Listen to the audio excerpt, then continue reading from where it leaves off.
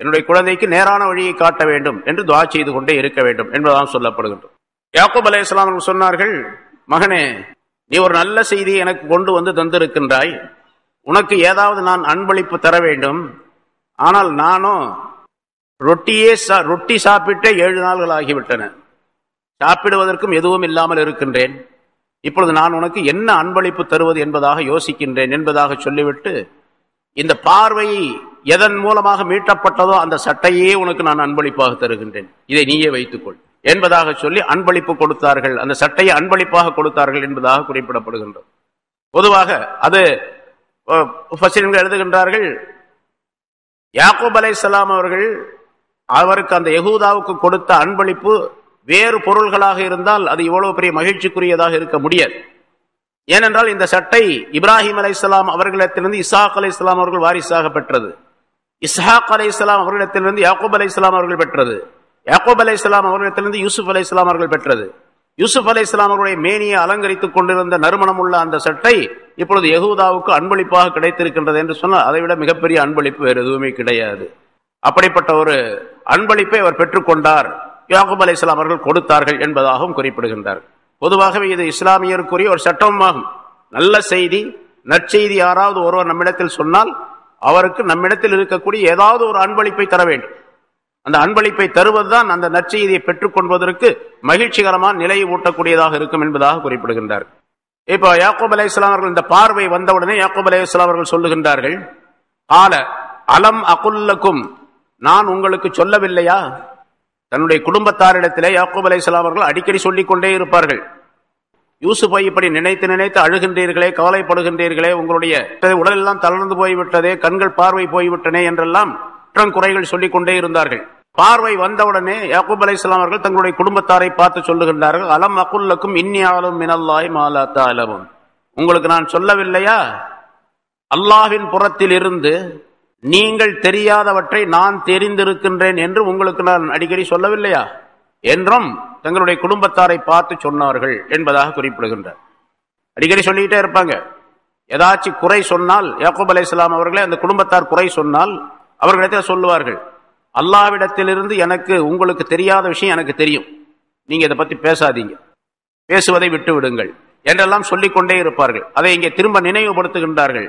நீங்கள் அறியாதவற்றை அல்லாஹ்வின் புறத்திலிருந்து நான் அறிந்திருக்கின்றேன் என்பதை உங்களுக்கு நான் சொல்லவில்லையா என்றும் யாக்கூப் அலைஹிஸ்ஸலாம் அவர்கள் சொன்னார்கள். அதாவது யூசுப் அலைஹிஸ்ஸலாம் அவர்கள் உயிருடன் இருக்கின்றார்கள் என்ற விஷயத்தை யாக்கூப் அலைஹிஸ்ஸலாம் அவர்கள் உணர்ந்திருந்தார்கள். உணர்ந்திருந்ததற்கு முன்னால் சென்ற வாரம் ஒரு காரணம் சொல்லப்பட்டது. குழந்தை பருவத்திலே யூசுப் அலைஹிஸ்ஸலாம் அவர்கள் கண்ட கனவு, அந்த கனவுக்கு விளக்கம், கடைசியாக அவருடைய பெற்றோர் இருவரும் அதே மாதிரி சகோதரர்கள் 11 நபர்களும் சேர்ந்து யூசுப் அலைஹிஸ்ஸலாம் அவர்களுக்கு சஜிதா செய்வார்கள், அவர்களை பணிவார்கள் என்ற விஷயம் அந்த கனவின் மூலமாக தெரியப்படுத்தப்பட்டது. அப்படியானால் இன்னும் அந்த விளக்கம் நடைபெறவில்லை, கனவு மட்டும் காணப்பட்டு இருக்கின்றதே தவிர கனவுக்குரிய தாபீர் விளக்கம் இன்னும் நடைபெறவில்லை. அந்த விளக்கம் நிச்சயமாக நடைபெறும் என்பதை ஹஜ்ரத் யாக்கூப் அலைஹிஸ்ஸலாம் அவர்கள் நம்பிக்கை கொண்டிருந்தார்கள். அதன் காரணமாக யூசுப் இறந்து விடவில்லை, அவர் உயிரோடு உலகத்தில் இருக்கின்றார் என்பதை தெரிந்து வைத்திருந்தார்கள். ஆனால் முழுமையாக தெரியவில்லை. அல்லாஹ் தஆலா அதை அறிவித்தும் கொடுக்கவில்லை அவர்களுக்கு. யூசுப் இருக்கின்றார் என்பதை பற்றி முழுமையான அறிவை கொடுக்கவில்லை. ஆனால் யூசுப் இருக்கின்றார் என்ற பொதுவான அறிவு மட்டும் அவர்களுக்கு கொடுக்கப்பட்டிருந்தது. அதைத்தான் இங்கே சொல்லுகின்றார்கள், அலம் அகுல்லக்கும் இன்னி அஅலமு மினல்லாஹி மா லா தஅலமூன், அல்லாஹ்வின் புறத்தில் இருந்து உங்களுக்கு தெரியாதவற்றை நான் தெரிந்திருக்கின்றேன் என்று உங்களுக்கு சொல்லவில்லையா என்றும் அவர்களிடத்தில் கேட்டு தங்களுடைய அந்த ஞானத்தை உறுதிப்படுத்திக் கொள்ளுகின்றார்கள். பிறகு அந்த சகோதரர்கள் 10 பேரும் சொன்னாங்க, இப்ப 10 பேர் இங்க இருக்கிறாங்க. யூசுப் அலைஹிஸ்ஸலாம் அவர்கள் புன்யாமீனை தங்களோடு தங்க வைத்துக் கொண்டார். இங்கே கண்ணான் என்ற இந்த ஊருக்கு திருப்பி அனுப்பியது அந்த 10 சகோதரர்கள். அத்தோடு சில சேவகர்கள் பணியாளர்கள் வந்தார்கள் இவர்களை அழைத்து செல்வதற்காக வேண்டி. இப்ப அந்த சகோதரர்கள் சொல்லுகின்றார்கள் தங்களுடைய தந்தை இடத்திலே, ஆலு அவர்கள் சொன்னார்கள், யா அபானா, எங்களுடைய தந்தை அவர்களே, இஸ்தக்ஃபிர் லனா, எங்களுக்காக வேண்டி பாவ மன்னிப்பு தேடுங்கள். இஸ்தக்ஃபிர் லனா துனூபனா, எங்களுடைய பாவங்களுக்கு நீங்கள் மன்னிப்பு தேடுங்கள், அதான் அல்லாஹ்விடத்திலே மன்னிப்பு தேடுங்கள். இன்னா குன்னா ஹாத்தியின், நிச்சயமாக நாங்கள் தவறு செய்தவர்களாக ஆகிவிட்டோம் என்பதாகவும் அந்த சகோதரர்கள் சொன்னார்கள். தாங்கள் செய்த தவறுகளை இப்பொழுதுதான் ஒப்புக்கொள்ளுகின்றார்கள். கிணத்துல தூக்கி போட்டது, அதுக்கு முன்னால் அவர்களுக்கு பலவிதமான தொந்தரவுகள் கொடுத்தது, அவை அடிமை என்பதாக சொல்லி விற்பனை செய்தது, இதெல்லாம் மிகப்பெரிய தவறு. இந்த தவறு செய்து விட்டோம், நீங்கள் எங்களுடைய பாவங்களுக்கு அல்லாஹ்விடத்தில் மன்னிப்பு தேடுங்கள் என்பதாக கேட்டுக்கொண்டார்கள். பொதுவாக தவறு செய்துவிட்டால் பெற்றோரிடத்திலே, பெற்றோருக்கு ஏதாவது குற்றம் குறைகள் செய்துவிட்டால் எந்த விதமான மதிப்பு மரியாதையும் பார்க்காமல் பெற்றோரிடத்திலே மன்னிப்பு தேட வேண்டும் என்பதையும் இந்த ஆயத்து நமக்கு விளக்குகின்றது. பல குடும்பங்களிலே நாம் பார்க்கின்றோம், குழந்தைகள் பெற்றோருக்கு பலவிதமான தொந்தரவுகளை தந்து விடுவார்கள், மனவேதனையை தந்திருப்பார்கள். பல நேரங்களிலே பெற்றோருக்கு மீறி நடந்திருப்பார்கள், பெற்றோர் சொல் மீறி நடந்திருப்பார்கள், பெற்றோருக்கு மனவேதனையை ஏற்படுத்தி இருப்பார்கள், பெற்றோருக்கு பலவிதமான துன்பங்களை தந்திருப்பார்கள். கடைசியாக அவர்கள் உணர வேண்டும், உணரும் பொழுது நேரடியாக பெற்றோரிடத்தில் மன்னிப்பு கேட்டுக்கொள்ள வேண்டும். நாங்கள் இந்த மாதிரி குற்றங்கள் செய்தோம், எங்களை நீங்கள் மன்னித்து விடுங்கள், அதாவது எங்களுக்கு மன்னிப்பு தேடுங்கள், அல்லாஹ் தஆலா இடத்தில் மன்னிப்பு தேடுங்கள். ஏன்னா மன்னிக்கக்கூடியவர் அல்லாஹ் தான். ஆனால் இங்கே யூசுப் யாக்கூப் அலைஹிஸ்ஸலாத்துடைய அந்த மக்கள் யாக்கூப் அலைஹிஸ்ஸலாத்திடத்தில் மன்னிப்பு தேடவில்லை, எங்களை மன்னித்து விடுங்கள் என்பதாக சொல்லவில்லை, அல்லாஹ்விடத்தில் எங்களுக்கு மன்னிப்பு தேடுங்கள் என்பதாக சொல்லுகின்றார்கள். அப்படின்னா நீங்களும் மன்னிச்சிடுங்க அப்படிங்கிற கருத்து அதுக்குள்ள இருக்கிறது. அதனால பெற்றோருக்கு மாறு செய்யக்கூடிய, பெற்றோருக்கு பணிவில்லாமல் நடந்து கொள்ளக்கூடிய மக்கள் எல்லாம் உணரக்கூடிய சூழ்நிலை ஏற்பட வேண்டும். உணரும் பொழுது பெற்றோரிடத்தில் மன்னிப்பும் தேடிக்கொள்ள வேண்டும். பரவாயில்லைங்க, கேட்காட்டியும் பரவாயில்ல, மன்னிச்சிடுவாங்க, நம்ம பெற்றோர் தான், தந்தை தான், தாய் தான் என்பதாக அலட்சியமாக இருக்கக்கூடாது என்பதையும் இந்த வாசகம் நமக்கு சொல்லி காட்டுகின்றது. நாங்கள் என்னென்ன குற்றங்களை செய்திருக்கின்றோம் என்பதையும் வெளிப்படுத்தி காட்ட வேண்டும் என்பது இன்னா குன்னா ஹாத்தியின் என்ற வாசகத்தின் மூலமாக தெரியப்படுத்தப்படுகின்றது. நாங்கள் தவறு செய்தவர்களாக ஆகிவிட்டோம் அப்படின்னு சொல்லக்கூடிய இந்த இடத்துல அந்த சகோதரர்கள் யூசுப் அலைஹிஸ்ஸலாம் அவர்களை எப்படியெல்லாம் துன்புறுத்தினார்கள், எப்படி அந்த கிணற்றிலே தள்ளினார்கள், அதற்கு பிறகு என்ன நடந்தது, அவர்களை எப்படி அடிமை என்பதாக சொல்லி விற்பனை செய்தார்கள் என்ற விவரங்களை எல்லாம் யாக்கூப் அலைஹிஸ்ஸலாம் அவர்களிடத்தில் சொல்லி இருக்க வேண்டும். இப்பதான் சொல்றாங்க அதை. அதனாலதான் இன்னா குன்னா ஹாத்தியின் என்று பொதுவாக சொல்லி விடுகின்றார். அல்லாஹ் தஆலா அதை பொதுவாக சொல்லுகின்றார். யாக்கூப் அலைஹிஸ்ஸலாம் அவர்கள் சொன்னார்கள், கால அவர் சொன்னார், சௌஃப அஸ்தக்ஃபிரு லக்கும் ரப்பி, நான் விரைவில் உங்களுக்காக வேண்டி என்னுடைய ரப்பிடத்தில் மன்னிப்பு தேடுவேன். இன்னஹு ஹுவல் கஃபூருர் ரஹீம், நிச்சயமாக அவன்தான் அல் கஃபூர், மன்னிக்கிறவன், அர் ரஹீம், அருளாளன், அருள் புரிகிறவன். ஆகவே விரைவிலே உங்களுக்கு நான் மன்னிப்பு தேடுவேன் என்பதாக சொன்னார்கள். மன்னித்து விட்டேன் என்றோ அல்லது நான் அல்லாஹ்விடத்தில் இதோ மன்னிப்பு தேடுகின்றேன் என்று உடனடியாக மன்னிப்பு தேடக்கூடிய அந்த வாசகத்தையோ யாக்கூப் அலைஹிஸ்ஸலாம் அவர்கள் சொல்லவில்லை. இனிமேல் விரைவிலேயே உங்களுக்கு நான் மன்னிப்பு தேடுகின்றேன், அல்லாஹ்விடத்தில் என்னுடைய ரப்பிடத்திலே மன்னிப்பு தேடுகின்றேன் என்று சொன்னது பல கருத்துக்கள் உடையது என்பதாக குறிப்பிடுகின்றார்கள். அதாவது நான் உடனடியாக மன்னிப்பு தேடுவேன் என்று சொல்லாமல் விரைவில் என்பதாக சொல்லப்பட்டது. இவர்கள் சொல்லக்கூடிய அந்த நேரம் பகல் நேரமாக இருந்திருக்கலாம். ஆகவே இரவு நேரத்திலே, சஹருடைய தஹஜ்ஜுடைய நேரத்திலே நான் என்னுடைய ரப்பிடத்திலே நான் முறையிடுவேன், அந்த நேரத்திலே உங்களுக்காக வேண்டி நான் மன்னிப்பு தேடுவேன் என்பதாக ஒரு கருத்து சொல்லப்பட்டிருக்கின்றது. ஏனென்றால் பொதுவாக மன்னிப்பு தேடுவதற்குரிய சிறந்த நேரம் சஹருடைய நேரம், அதாவது தஹஜ்ஜுடைய நேரம். வஃபில் அஸ்ஹாரி ஹும் யஸ்தக்ஃபிரூன் என்று நல்லடியார்களை பற்றி அல்லாஹ் தஆலா குர்ஆனிலே ஒரு இடத்திலே சொல்லி காட்டுகின்றான். அந்த நல்லடியார்கள் எப்படி இருப்பார்கள் என்று சொன்னால், மூமின்கள் வபில் அஸ்ஹாரி, சஹருடைய நேரங்களிலே அவர்கள் அல்லாஹ்விடத்தில் மன்னிப்பு தேடுபவர்களாக இருப்பார்கள் என்று அல்லாஹ் சொல்லுகின்றார். ஆகவே சஹர் நேரத்திலே மன்னிப்பு தேடுவது அதிகமாக ஏற்றுக்கொள்ளப்படுவதற்கு காரணமாகும். எனவேதான் நான் விரைவில் மன்னிப்பு உங்களுக்காக மன்னிப்பு தேடுவேன் என்னுடைய ரப்பிடத்திலே என்பதாக அவர்கள் சொன்னார்கள் என்று குறிப்பிடுகின்றார். இன்னொரு கருத்து, விரைவிலே மன்னிப்பு தேடுவேன் என்று சொன்னால், இப்ப நீங்க என்னிடத்துல சொல்லுகின்றீர்கள் அல்லாஹ்விடத்தில் மன்னிப்பு தேடுங்கள் என்று சொல்லுகின்றீர்கள், ஆனால் உங்களுக்கு நான் அவ்வளவு சீக்கிரமாக மன்னிப்பு தேடிவிட முடியாது, அல்லாஹ்விடத்தில் கேட்க முடியாது. காரணம் என்னவென்றால், நீங்கள் செய்த குற்றம் எனக்கு செய்யல, எனக்கு வேறொரு வகையில நீங்கள் செய்திருக்கின்றீர்கள், ஒரு வழியிலே வருவது. ஆனா அசலாக நீங்கள் செய்த குற்றம் யூசுஃபுக்கு செய்தது. யூசுப் அலைஹிஸ்ஸலாம் அவர்களைத்தான் நீங்கள் கிணத்திலே போட்டீர்கள், பலவிதமான துன்பங்களை தந்தீர்கள் அவர்களுக்கு. ஆகவே நான் யூசுஃபை சந்தித்த பின்னால் யூசுஃபிடத்தில் நான் கேட்பேன், இவர்கள் இப்படி உனக்கு பெரும் துன்பத்தை தந்திருக்கின்றார்கள், இந்த சகோதரர்களை எல்லாம் நீ மன்னித்து விடுகின்றாயா என்று நான் கேட்பேன். மன்னித்து விடுகின்றேன் என்று அவர் சொன்னால் உங்களுக்கு நான் அல்லாஹ்விடத்தில் மறுபடி மன்னிப்பு தேடுவேன். ஏன்னா அவர் மன்னிக்காத வரைக்கும் அல்லாஹுடைய மன்னிப்பு செல்லுபடியாகாது. அல்லாஹ்விடத்தில் நான் மன்னிப்பு தேட முடியாது என்று ஹஜ்ரத் யாக்கூப் அலைஹிஸ்ஸலாம் அவர்கள் சொன்னதாக அந்த கருத்து, இந்த ஆயத்தினுடைய கருத்து தெரிவிக்கின்றது என்பதாக முஃபஸ்ஸிரீன்கள் சிலர் குறிப்பிடுகின்றார்கள். சௌஃப அஸ்தக்ஃபிரு லக்கும் ரப்பி, என்னுடைய ரப்பிடத்திலே விரைவில் உங்களுக்கு நான் மன்னிப்பு தேடுவேன் என்று சொன்னது யூசுப் அலைஹிஸ்ஸலாமை சந்தித்த பின்னால், அவரிடத்தில் கேட்ட பின்னால் உங்களுக்கு நான் மன்னிப்பு தேடுவேன் என்பதாக பொருளாகும். பொதுவாக இது ஷரியத்துடைய சட்டமும் கூட. முன்னால் நிறைய விளக்கங்கள் பல தடவை சொல்லப்பட்டு இருக்கின்றது. இங்கே யூசுப் அலைஹிஸ்ஸலாம் அவர்கள் சம்பந்தமாக சொன்ன விஷயமும் யாக்கூப் அலைஹிஸ்ஸலாம் அவர்கள் சொன்னதும் இப்படித்தான். நான் யூசுப்பிடத்திலே கேட்பேன், அவர் மன்னித்து விட்டேன் என்று சொன்னால் உங்களுக்கு என்னுடைய ரப்பிடத்தில் நான் மன்னிப்பு தேடுவேன், விரைவிலே மன்னிப்பு தேடுவேன் என்பதாக பொருளாகும். இன்னஹு ஹுவல் கஃபூருர் ரஹீம், நிச்சயமாக அவன் பாவங்களை மன்னிக்க கூடியவன், அருள் புரியக்கூடியவன் என்பதாக குறிப்பிடுகின்றார்கள். ஃபலம்மா தஹலு அலா யூசுஃப ஆவா இலைஹி அபவைஹி. சரி, இப்போ எல்லாரும் தயாராகிறாங்க. அங்கே யாக்கூப் அலைஹிஸ்ஸலாத்துடைய குடும்பத்தில் மொத்தம் இருந்தவர்கள் 72 பேர் அல்லது 73 நபர்கள் என்பதாக சொல்லப்படுகின்றது. யாக்கூப் அலைஹிஸ்ஸலாத்துடைய குடும்பத்தினர், அவருடைய குழந்தைகள், பேர குழந்தைகள், இவங்கெல்லாம் சேர்த்து 72 பேர்.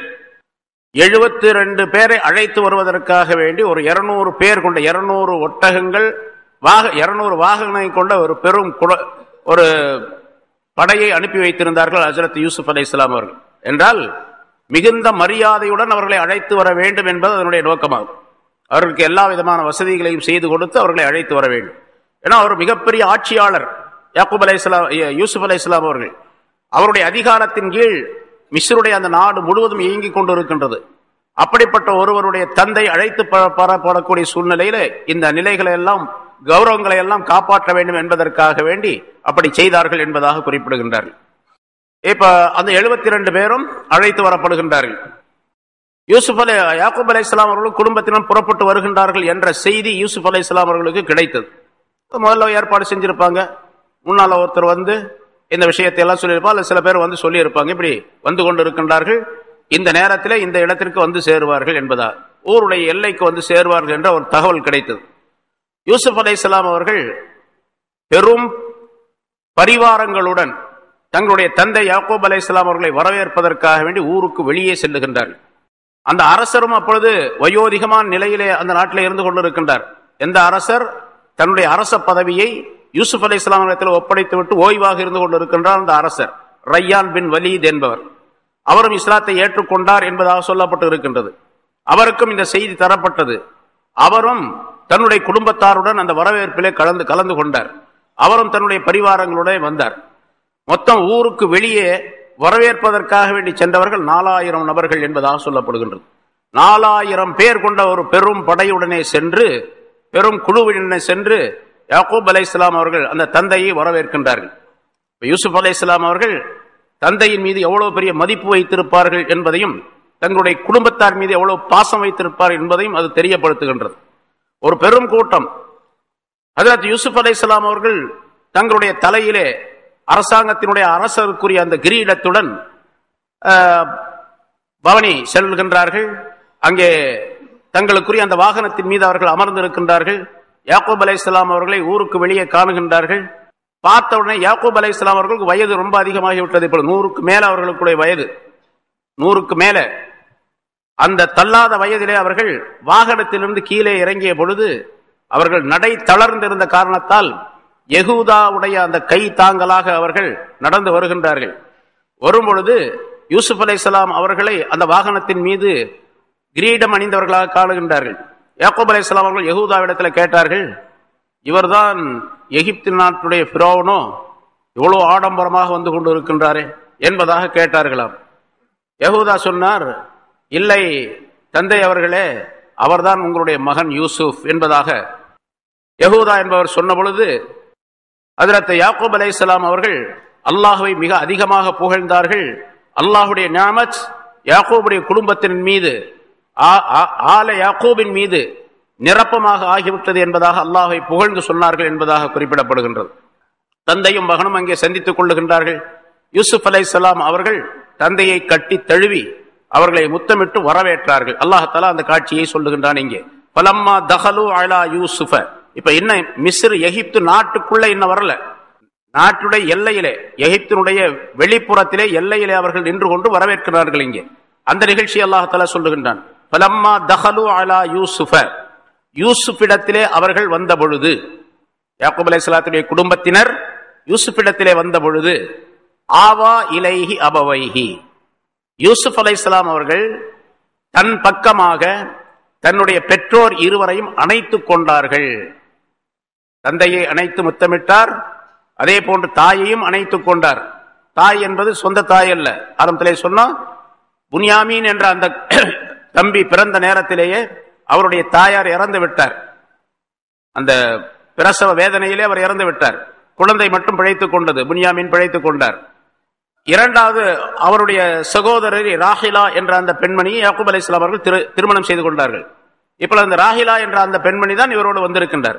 யூசுப் அலைஹிஸ்ஸலாம் அவர்களுக்கு சிறிய தாயார் என்று இருந்தாலும் கூட, தாயாருடைய தங்கையும் கூட, தன்னுடைய தந்தையுடைய இன்னொரு மனைவியும் கூட, ஆக தாயார் என்று சொல்லப்படுவது அவரைத்தான் இங்கே குறிப்பிடுகின்றார்கள். ஆக அபவைஹி, அவருடைய பெற்றோர் என்று சொன்னால் தாயும் தந்தையும் என்பது தந்தையையும் சிறிய தாயாரையும் குறிப்பிடுவதாக இங்கே விளக்கம் தருகின்றார்கள். யூசுப் அலைஹிஸ்ஸலாத்துடைய தாயார் இறந்து விட்டார். அவருக்கு பதிலாக அவருடைய சிற்றன்னையை தாயார் என்பதாக அல்லாஹ் தஆலா இங்கே வர்ணிக்கின்றான். ஆவா இலைஹி அபவைஹி. இப்ப யூசுப் அலைஹிஸ்ஸலாம் அவர்கள் தந்தை இடத்திலே சொல்லுகின்றார்கள், யாக்கூப் அலைஹிஸ்ஸலாத்திடத்திலே, அந்த குடும்பத்தாரிடத்திலே, உத்ஹுலு மிஸ்ர இன்ஷா அல்லாஹு ஆமினீன், நீங்கள் எகிப்து நாட்டிலே இங்கே நுழையுங்கள், உள்ளே செல்லுங்கள், இன்ஷா அல்லாஹ், அல்லாஹ் நாடினால், அல்லாஹ்வுடைய நாட்டப்படி என்று கருத்தம். நாடினால் அப்படின்னு சொன்னா பொதுவாக இன்ஷா அல்லாஹ் என்று சொல்ல வேண்டும் என்பது நமக்கு அந்த இடத்துல எல்லையில் நின்று இருக்கிறாங்க. உள்ள போகணும் அப்படின்னு சொல்றதுக்கும் இன்ஷா அல்லாஹ் என்று சொல்ல வேண்டும் என்பது தெரியப்படுத்தப்படுகின்றது.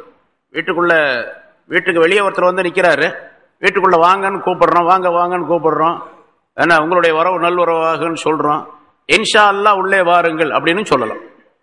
என்னங்க இன்ஷா அல்லாஹ் சொல்றீங்க அப்படின்னு சொல்லக்கூடாது. அவர் வெளியே நிக்கிறவரு, என்னங்க இன்ஷா அல்லான்னு சொல்றீங்க, வரலாமா வேண்டாமாப்பா? வரணுங்கிறதுக்காகத்தான் வெளியே நிக்கிறாரு.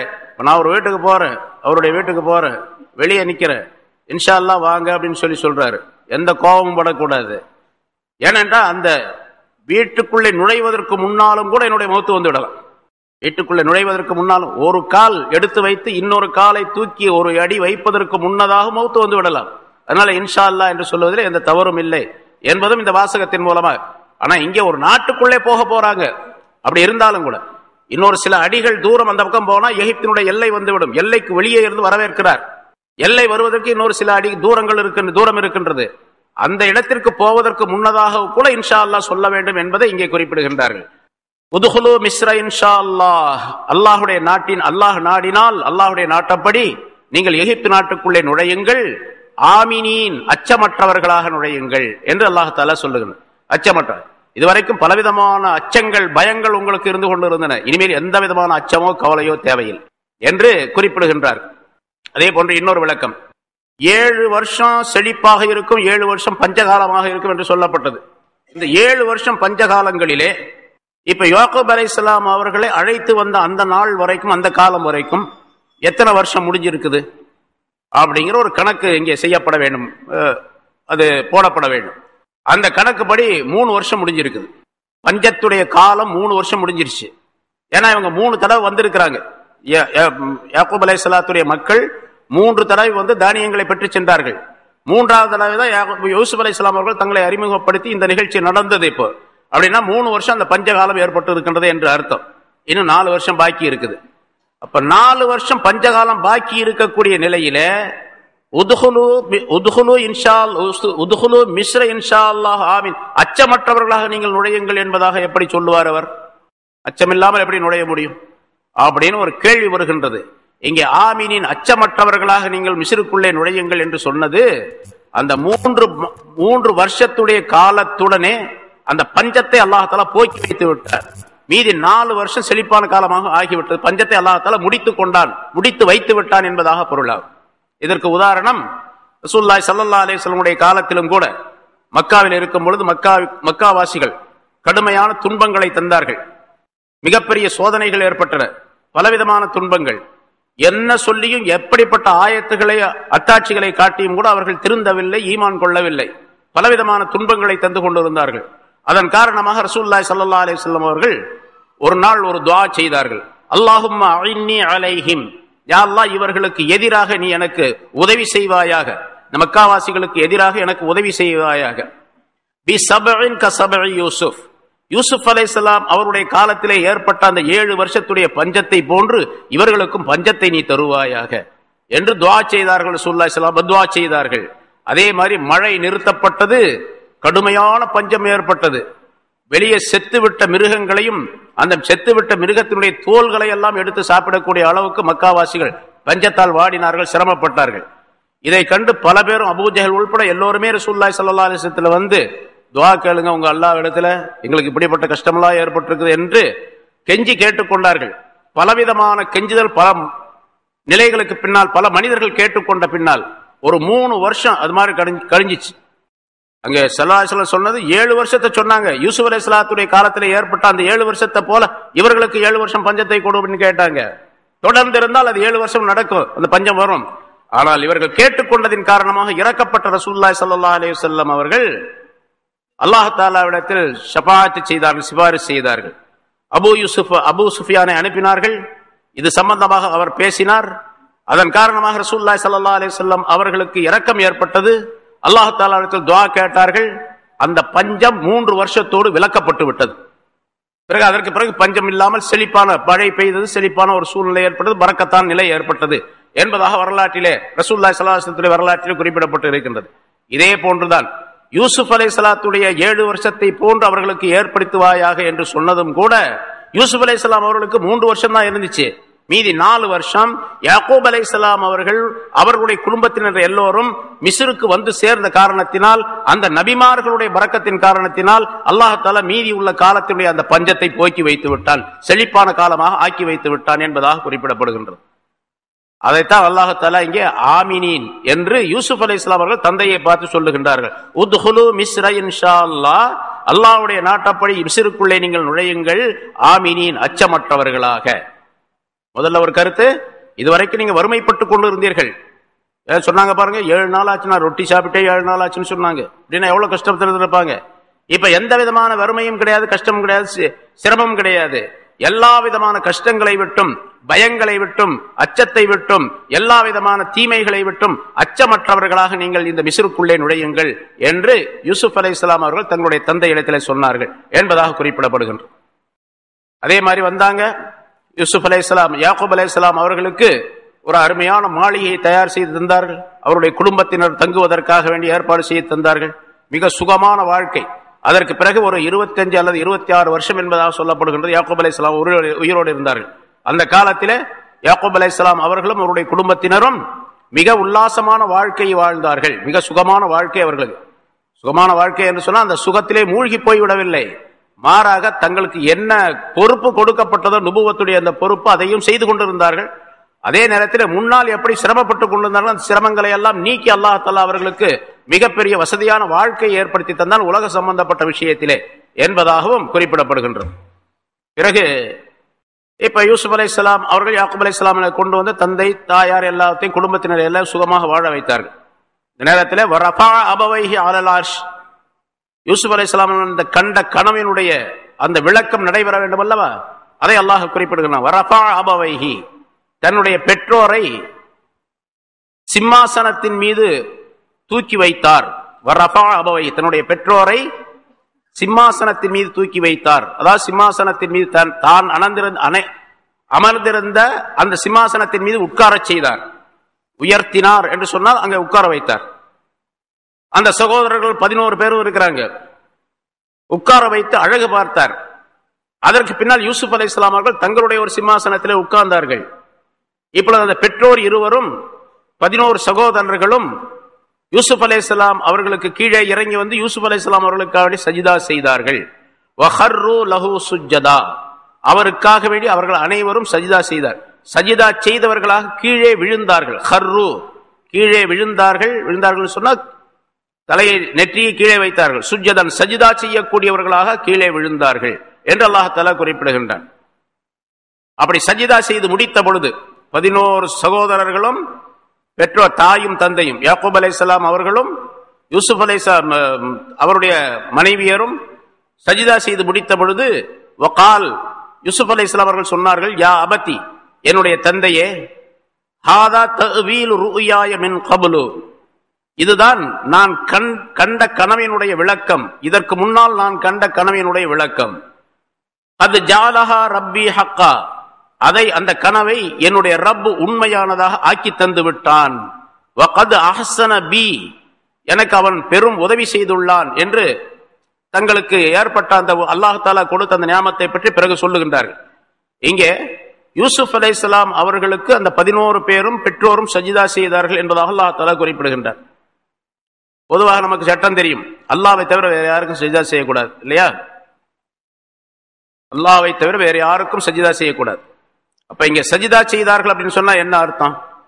அசல்லையே சஜிதா செய்வது என்பது ஒரு பெரும்பாலான உலமாக்களுடைய கருத்தின்படி சஜிதா என்பது ரெண்டு வகை இருக்கின்றது. 2 வகையான சஜிதாக்களும் அந்த காலத்திலே தனித்தனியாக விளக்கங்களுடன் செய்யப்பட்டு கொண்டு வந்தன. இந்த நிகழ்ச்சி நடைபெறும் வரைக்கும், அதாவது யூசுப் அலைஹிஸ்ஸலாமுடைய காலம் வரைக்கும் அந்த 2 விதமான சஜிதாக்களும் வழக்கத்திலே இருந்தன. ஒரு சஜிதா சஜிதத்துல் இபாதா, வணக்கத்தினுடைய சஜிதா என்பதாக சொல்லப்படும். இன்னொன்று சஜிதத்து தஅலீம், மரியாதைக்குரிய சஜிதா என்பதாக சொல்லப்படும்.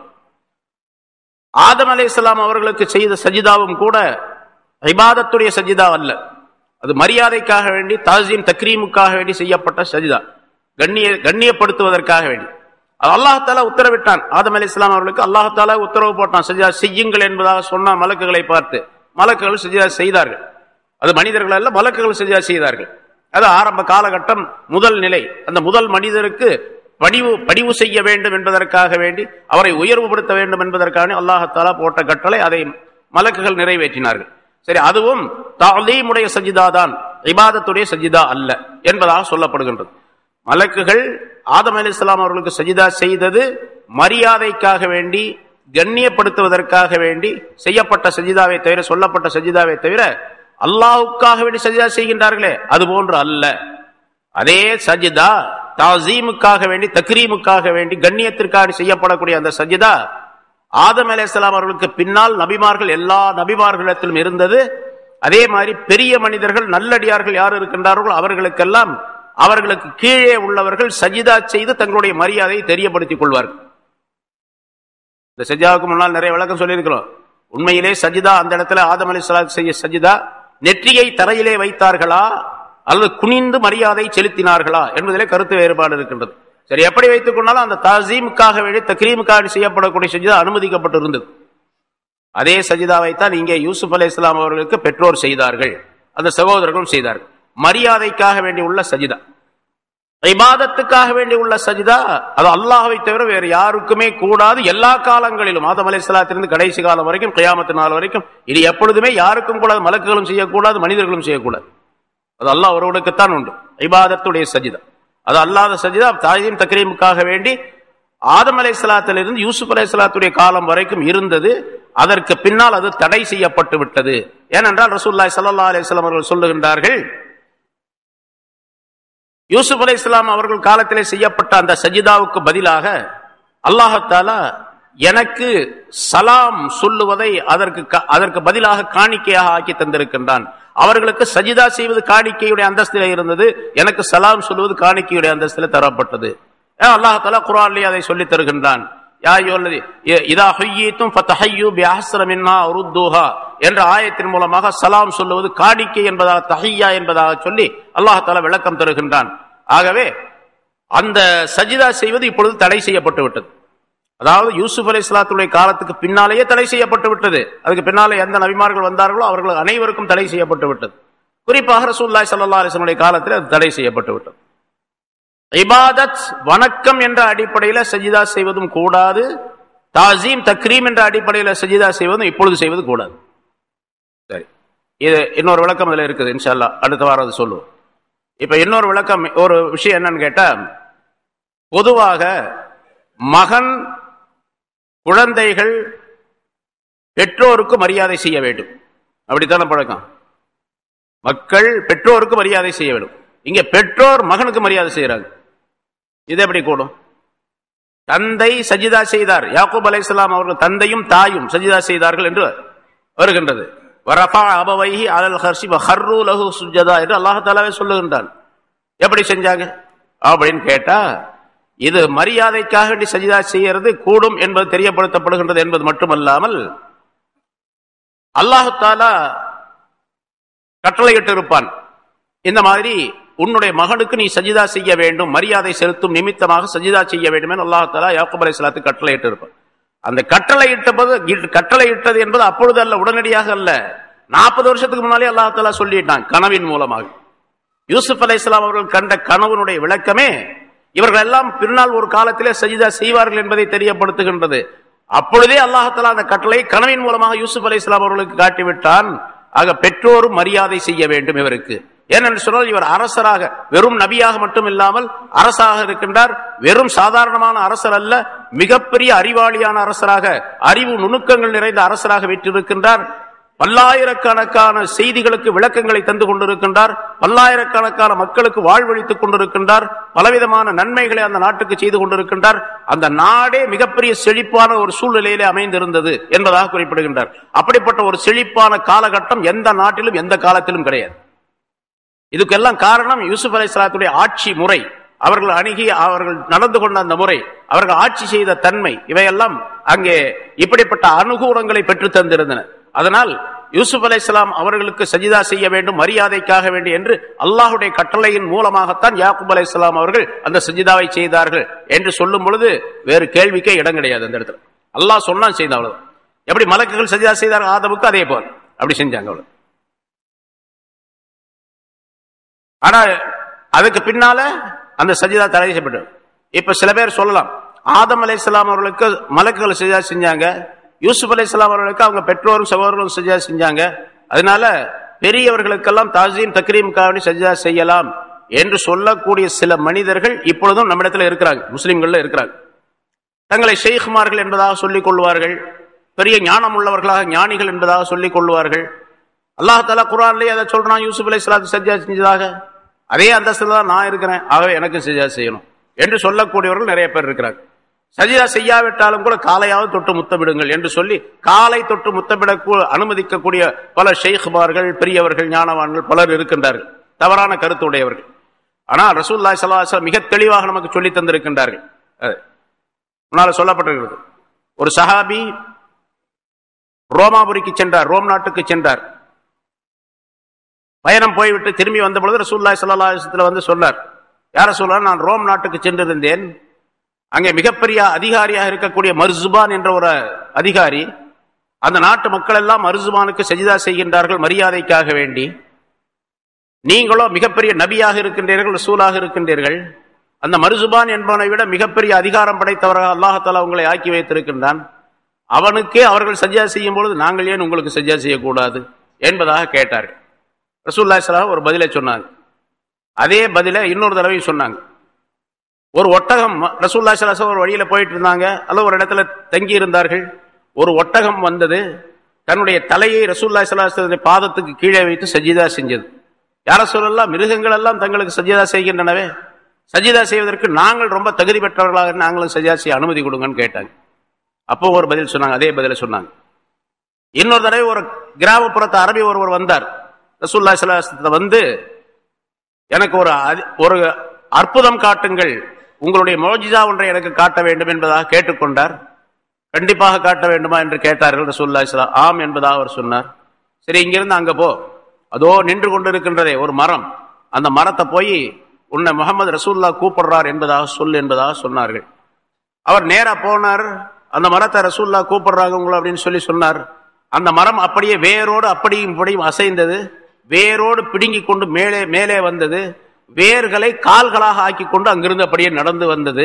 ரசூலுல்லாஹி ஸல்லல்லாஹு அலைஹி வஸல்லத்துக்கு முன்னால வந்த உடனே அப்படியே கீழே விழுந்து சஜிதா செய்தது. திரும்பி போ என்பதாக சொன்னார்கள். அது திரும்பி போனது, தன்னிடத்திலே போய் நின்று கொண்டது. இப்பொழுது அந்த அரபி கேட்டார், யார ரசூலல்லாஹ், மரம் எல்லாம் உங்களுக்கு சஜிதா செய்கின்றன, நாங்களும் சஜிதா செய்யலாமா என்பதாக கேட்டார். ரசூலுல்லாஹி ஸல்லல்லாஹு அலைஹி வஸல்லம் ஒரு பதிலை சொன்னாங்க. அந்த பதில் எல்லாத்துக்கும் ஒரே மாதிரி அந்த வாசகத்தை சொன்னார்கள். லவ் குன்து ஆமுரு அஹதன் அன் யஸ்ஜுத லி அஹதின், ஒரு மனிதன் இன்னொரு மனிதனுக்கு சஜிதா செய்வது ஆகும் என்று இருந்தால், கூடாது, ஆகும் என்று இருந்தால், லா அமர்த்துல் மர்அத்தான் தஸ்ஜுத லிஸௌஜிஹா, கணவனுக்கு சஜிதா செய்யுமாறு மனைவிக்கு நான் கட்டளையிட்டு இருப்பேன் என்பதாக சொன்னார்கள் என்ற அந்த வாசகம் எல்லா இடத்திலும் ஸல்லல்லாஹு அலைஹி வஸல்லம் சொன்னது. அதனால மனிதர்கள் யாருக்குமே சஜிதா செய்யக்கூடாது என்பதாக சொன்னார். ஒரு அறிவிப்பில் ஒரு தூதுக்குழு ஒன்று வந்தது. வந்து வாகனத்திலிருந்து இறங்கியவர்கள் நேராக வந்தவுடன் ரசூலுல்லாஹி ஸல்லல்லாஹு அலைஹி வஸல்லம் காலை தொட்டு முத்தமிட்டார்கள் என்பதாக ஒரு வரலாறு, ஒரு ஹதீஸ் அறிவிக்கப்படுகின்றது. அதை வைத்துக் கொண்டு சில பேர் காலை தொட்டு முத்தமிடலாம், ரசூலுல்லாஹி ஸல்லல்லாஹு அலைஹி வஸல்லம் காலை தொட்டு முத்தமிட்ட மாதிரி பெற்றோருடைய காலை தொட்டு முத்தமிடலாம், ஷேக்மார்களுடைய காலை தொட்டு முத்தமிடலாம், பெரியவருடைய காலை தொட்டு முத்தமிடலாம் என்பதாக சொல்லுவார்கள். அதற்கு விளக்கம் தரக்கூடிய முஹத்திஸீன்கள் எழுதுகின்றார்கள், ரசூலுல்லாஹி ஸல்லல்லாஹு அலைஹி வஸல்லம் முத்தமிட சொல்லவில்லை, அதை எதிர்பார்க்கவும் இல்லை. திடீரென்று வந்தவர்கள் அவருடைய நாட்டு வழக்கப்படி காலை தொட்டு முத்தமிட்டார்கள். அது ரசூலுல்லாஹி ஸல்லல்லாஹு அலைஹி வஸல்லம் விரும்பாத ஒன்று. அவர்கள் நபி அவர்கள் விரும்பவில்லை, அவர்கள் எதேச்சையாக செய்த விஷயம். அப்ப ரசூலுல்லாஹி ஸல்லல்லாஹு அலைஹி வஸல்லம் தடை செஞ்சிருக்கலாமே, இதெல்லாம் செய்யக்கூடாது. அங்கே மற்ற ஹதீஸ்களின் மூலமாக அதை தடை செய்கின்றார்கள். ரசூலுல்லாஹி ஸல்லல்லாஹு அலைஹி வஸல்லம் யாரும் யாருடைய காலையை முத்தமிடக் கூடாது என்பதற்கு தெளிவான ஹதீஸ்கள் இருக்கின்றன. ஒரு சஹாபி கேட்டார், யா ரசூலல்லாஹ், பெற்றோருடைய காலை தொட்டு முத்தமிடலாமா என்பதாக கேட்டார். கூடாது என்பதாக சொன்னார்கள். ஒருவரை கட்டி அணைக்கலாமா என்பதாக கேட்டார்கள். கூடாது என்பதாக சொன்னார்கள். ஒருவருக்கு ஒருவர் சலாம் சொல்லலாமா என்பதாக சலாம் சொல்லலாம் என்பதாக சொன்னார்கள் என்று அறிவிக்கப்படுகிறது. கட்டி அணைக்கலாமா என்பதிலே கருத்து வேறுபாடு இருக்கிறது. வேறு ஹதீஸின் மூலமாக கட்டு அணைக்கலாம், அதாவது முஆனகா என்று சொல்லப்படும். அது எப்படி செய்வது என்பதற்கும் சில நிபந்தனைகள் இருக்கு. அந்த முறைப்படிக்க அதை செய்ய வேண்டும். அது அல்லாஹ் முத்தமிடுவதோ சஜிதா செய்வதோ கூடாது என்பதாக தெளிவுபடுத்தப்பட்டு இருக்கின்றது. ஆக இந்த ஆயத்தின் மூலமாக யூசுப் அலைஹிஸ்ஸலாம் அவருடைய காலம் வரைக்கும் அந்த சஜிதா, அதுவும் தலீமுடைய சஜிதா தான், இபாதத்துடைய சஜிதா அல்ல, மரியாதைக்காக வேண்டி செய்யப்படக்கூடிய அந்த சஜிதா அனுமதிக்கப்பட்டிருந்தது. அதற்கு பிறகு அது முழுமையாக தடை செய்யப்பட்டு விட்டது. ஏராளமான விஷயங்கள் ஆதாரங்களோடு உலமாக்கள் எழுதி வைத்திருக்கின்றார்கள். ஆகவே சுருக்கமாக இதை நாம் விளங்க வேண்டும். இங்கே யூசுப் அலைஹிஸ்ஸலாம் அவர்களுக்கு மரியாதை செய்யும் நிமித்தமாக அவருடைய பெற்றோரும் சகோதரர்களும் சஜிதா செய்தார்கள். வஹர்ரு லஹு சுஜ்ஜதா என்று சொன்ன பிறகு, செய்த பிறகு யூசுப் அலைஹிஸ்ஸலாம் அவர்கள் சொன்னார்கள், இதுதான் நான் முன்னதாக கண்ட அந்த கனவினுடைய விளக்கம், அல்லாஹ் தஆலா இதை உண்மையாக ஆக்கி தந்து விட்டான் என்றும் யூசுப் அலைஹிஸ்ஸலாம் அவர்கள் சொல்லிவிட்டு தங்களுக்கு அல்லாஹ் தஆலா அளித்த நியாமத்துகளை பற்றியும் சொல்லி காட்டுகின்றார்கள். இன்ஷா அல்லாஹ் அடுத்த வாரம் அது சம்பந்தமான விளக்கங்களை காண்போம். ரஃபஅ அபவைஹி அலல் அர்ஷி வஹர்ரு லஹு சுஜ்ஜதா وقال يا أبت هذا تأويل رؤياي من قبل قد جعلها ربي حقا وقد أحسن بي إذ أخرجني من السجن وجاء بكم من البدو ومن بعد أن نزغ الشيطان بيني وبين إخوتي إن ربي لطيف لما يشاء إنه هو العليم الحكيم صدق الله العظيم. கண்ணியத்திற்குரிய பெரியோர்களே, சகோதரர்கள், அல்லாஹ் தஆலாவுடைய பேரருளால் 716வது வாரமாக தப்சீருடைய இந்த தொடர் பயான் ஆரம்பிக்கப்படுகிறது. சூரே யூசுப் என்ற அத்தியாயத்தின் 96 ஆயத்துகள் இதற்கு முன்னால் விளக்கம் சொல்லப்பட்டன. சஜிதாவுடைய விவரமும் சென்ற வாரம் சொல்லப்பட்டது. ஒரு மனிதன் இன்னொரு மனிதருக்கு சஜிதா செய்வது ஷிர்க் என்பதாக, ஹராம் என்பதாக ஆக்கப்பட்டு இருக்கின்றது நம்முடைய மார்க்கத்திலே.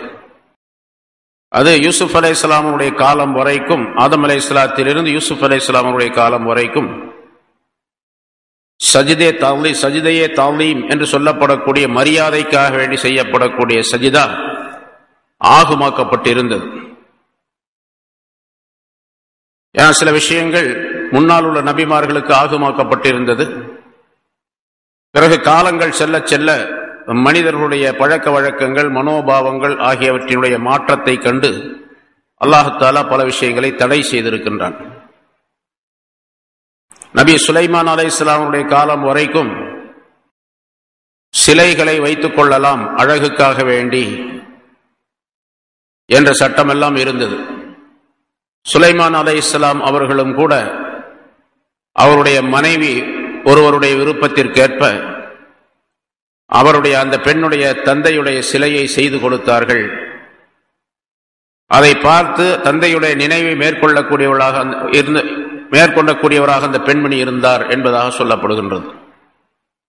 அதற்கு அடுத்த காலத்திலே அங்கே ஷிர்க் நடைபெற்ற காரணத்தினால் அடுத்த நபி வரக்கூடிய காலத்திலே அது தடை செய்யப்பட்டது, ஹராமாக்கப்பட்டது. ரசூலுல்லாஹி ஸல்லல்லாஹு அலைஹி வஸல்லம் காலத்திலே அது நிரப்பமாக ஆக்கப்பட்டது.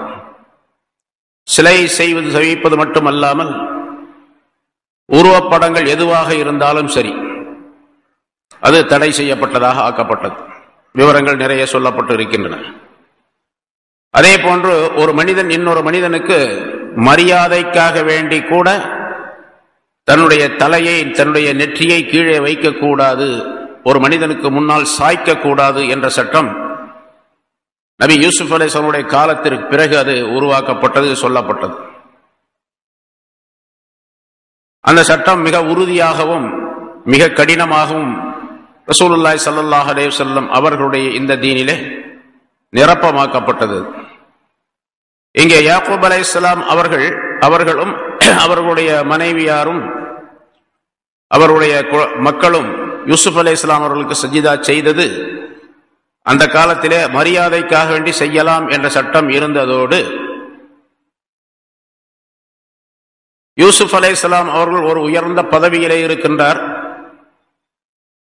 அவர் சிறு வயதிலேயே ஒரு கனவையும் கண்டிருக்கின்றார். அந்த கனவின் காரணமாக இந்த விஷயம், இந்த சஜிதா நடைபெறத்தான் வேண்டும் என்று விளங்கிய நபி யாக்கூப் அலைஹிஸ்ஸலாம் அவர்களுக்கு சஜிதா செய்தார்கள் என்பதாக சொல்லப்படுகின்றது. இல்லாவிட்டால் ஒரு தந்தை தன்னுடைய மகனுக்கு சஜிதா செய்வது, மரியாதைக்காணி சஜிதா செய்வது என்பது அது வழக்கத்திலே இல்லாத ஒன்று. மகன்தான் தந்தைக்கு மரியாதை செய்ய வேண்டுமே தவிர தந்தை மகனுக்கு மரியாதை செய்வது என்பது கிடையாது.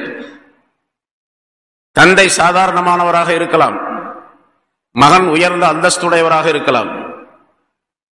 தந்தை படிக்காதவராக இருக்கலாம், மகன் படித்தவராக இருக்கலாம். தந்தை ஆலிம் அல்லாதவராக இருக்கலாம், சாதாரண குடிமகனாக இருக்கலாம். மகன் மிகப்பெரிய ஆலிமாக இருக்கலாம்.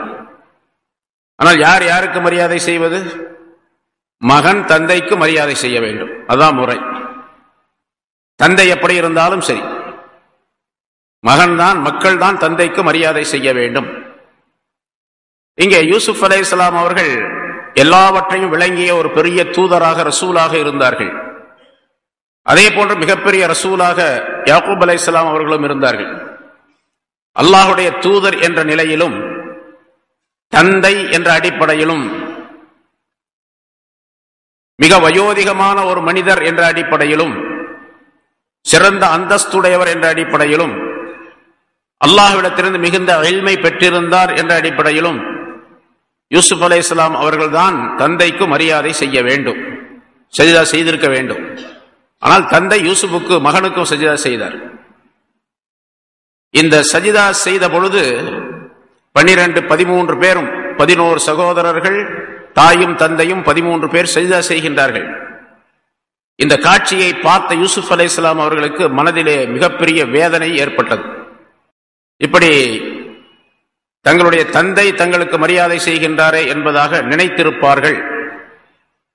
இவ்வளவு பெரிய ஆற்றல் பெற்ற, அறிவு பெற்ற தந்தை தனக்கு மரியாதை செய்வது, சஜிதா செய்வது என்பது அது மக்களுக்கு மத்தியிலே, பல மக்களுக்கு மத்தியிலே செய்யப்பட்ட விஷயம். யூசுப் அலைஹிஸ்ஸலாம் அவர்கள் இப்பொழுது சொல்லுகின்றார்கள், என்னுடைய அருமை தந்தை அவர்களே, தாங்கள் எனக்கு மரியாதை செய்தது நான் விரும்பியது அல்ல, நான் அதை விரும்பவில்லை. நீங்களும் அதை செய்வதற்குரிய நிலை உங்களுக்கும் கிடையாது, அப்படித்தான் உங்களுடைய எண்ணமும் இருந்திருக்க வேண்டும். ஆனால் இங்கே எனக்கு நீங்கள் இந்த சஜிதாவை கொண்டு மரியாதை செய்த நிலை என்னவென்று சொன்னால், அல்லாஹ் தஆலா என்னுடைய கனவின் மூலமாக அதனை காட்டினான், அதை நிறைவேற்றுவதற்காக நீங்கள் இதனை செய்தீர்கள். அதை நான் உங்களுக்கு மத்தியிலே தெரிவிக்கின்றேன், மக்கள் அதனை விளங்கிக் கொள்ள வேண்டும், உலகம் உள்ளளவுக்கும் அது விளக்கப்பட வேண்டும் என்பதற்காகவே அல்லாஹ் தஆலா குர்ஆனின் மூலமாகவும் அதை நமக்கு தெரியப்படுத்துகின்றான்.